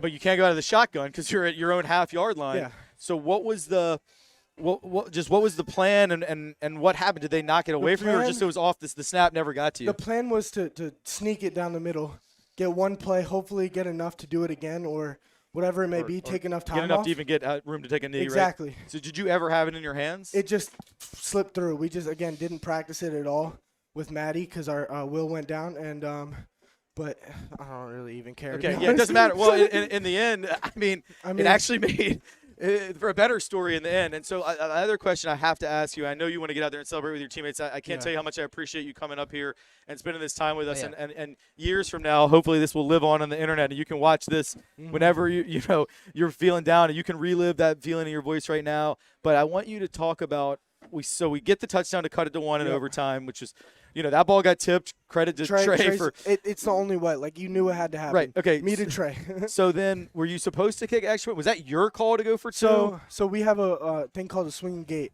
So you get in a huddle and you send guys out, and it hopefully throws them off. It didn't throw them off, but when it's 1-on-1 with Trey, who else to throw it to? Auto? It's always going to Trey. Right. So we worked on this all week. Me and Trey both together, just working on this, giving him signals for what I want him to run. So ultimately, at the end of the day, it was your call. If you saw what you liked, if I saw what I like, I took it. And you took it. And so, Trey is amazing. So you could have kicked it. We could have kicked it. I didn't want to kick it. There's no point in going to game with this team. So how did so I saw Tegan throw the I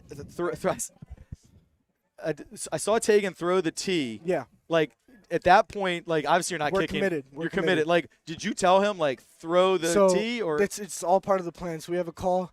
Well, I don't know if I should say the call, but don't we have say a the call. call. Yeah, we have a call, and it makes it so we're guaranteeing our pass at that point. So Tegan just throws it out the way. I roll out and hit Trey wide open in the end zone. Well, you know how much I love this school, this program, this athletic program, and I've been going to Trinity games since the late 80s. I'm not sure I've ever seen anything as dramatic. If you talk about a one-point win in overtime against Benedictine at your home field, I mean, I can't even barely process it, and I didn't play. I can't even. So this is something that will live on forever. No matter what happens, you will always have this moment, this team, this group of guys. And you've spoken so eloquently when we had you on the podcast, when we had the season preview. Just as a spokesperson for this team and this program and this senior class, just want to give you a last word to say whatever you want to say, keeping it obviously PG rated here, but just what are you feeling? Like, what do you say? Whatever you want. Like, what is it? I mean, honestly, the only word that comes to my mind when you're saying this is family. Like, these group of guys, there's nobody closer that I'm with right now. We've gone to war. This game, like, how dramatic could it get? People, I'm a little down after the play. What are people doing? Picking me up. We got more time. We're gonna get a stop. Whatever it may be, and it's just all it is. It's family. They're literally my family for life. These guys I know I'll be keeping in touch with for life, like you said, you and your friends. Yeah, no doubt. Have and family, and I'm just so proud of everybody. Well, it's just I don't know. I'm so proud of you. And even bouncing back from that interception at the beginning, I mean, Silvio said he thought this was your best game of the season just in terms of the runs you made, the throws you made. And I reminded him, I said, well, don't forget that first interception, but you shaked it off every time. You shook off just a couple of mistakes. You made your extra points, which was huge. Key. And I had said all week, I called it 21-20 was going to be the final. Yeah. And then when it came to I'm like, oh, my God, I called us winning 21-20. We might lose 21-20. And then I'm like, oh, my God. But, so I was just a little off. But when that ball hit Trey's hands, it was I the didn't greatest even know what to do. I didn't even know what to do in that moment. Yeah. Like, I just turned and screaed. And just quick shout out Titan Nation. Yeah, unbelievable. I mean, they are unbelievable. They packed the stands. And I honestly, I'm not going to take sneak this, but they did better than Benedictine student section by far. Sorry. Yeah, no doubt. I mean, and Benedictine student section was incredible too, but like our people were off the charts. Just amazing. Well, I want to let you go celebrate. I don't want to keep you from that family. I can't tell you how much we appreciate you taking the time in your great moment.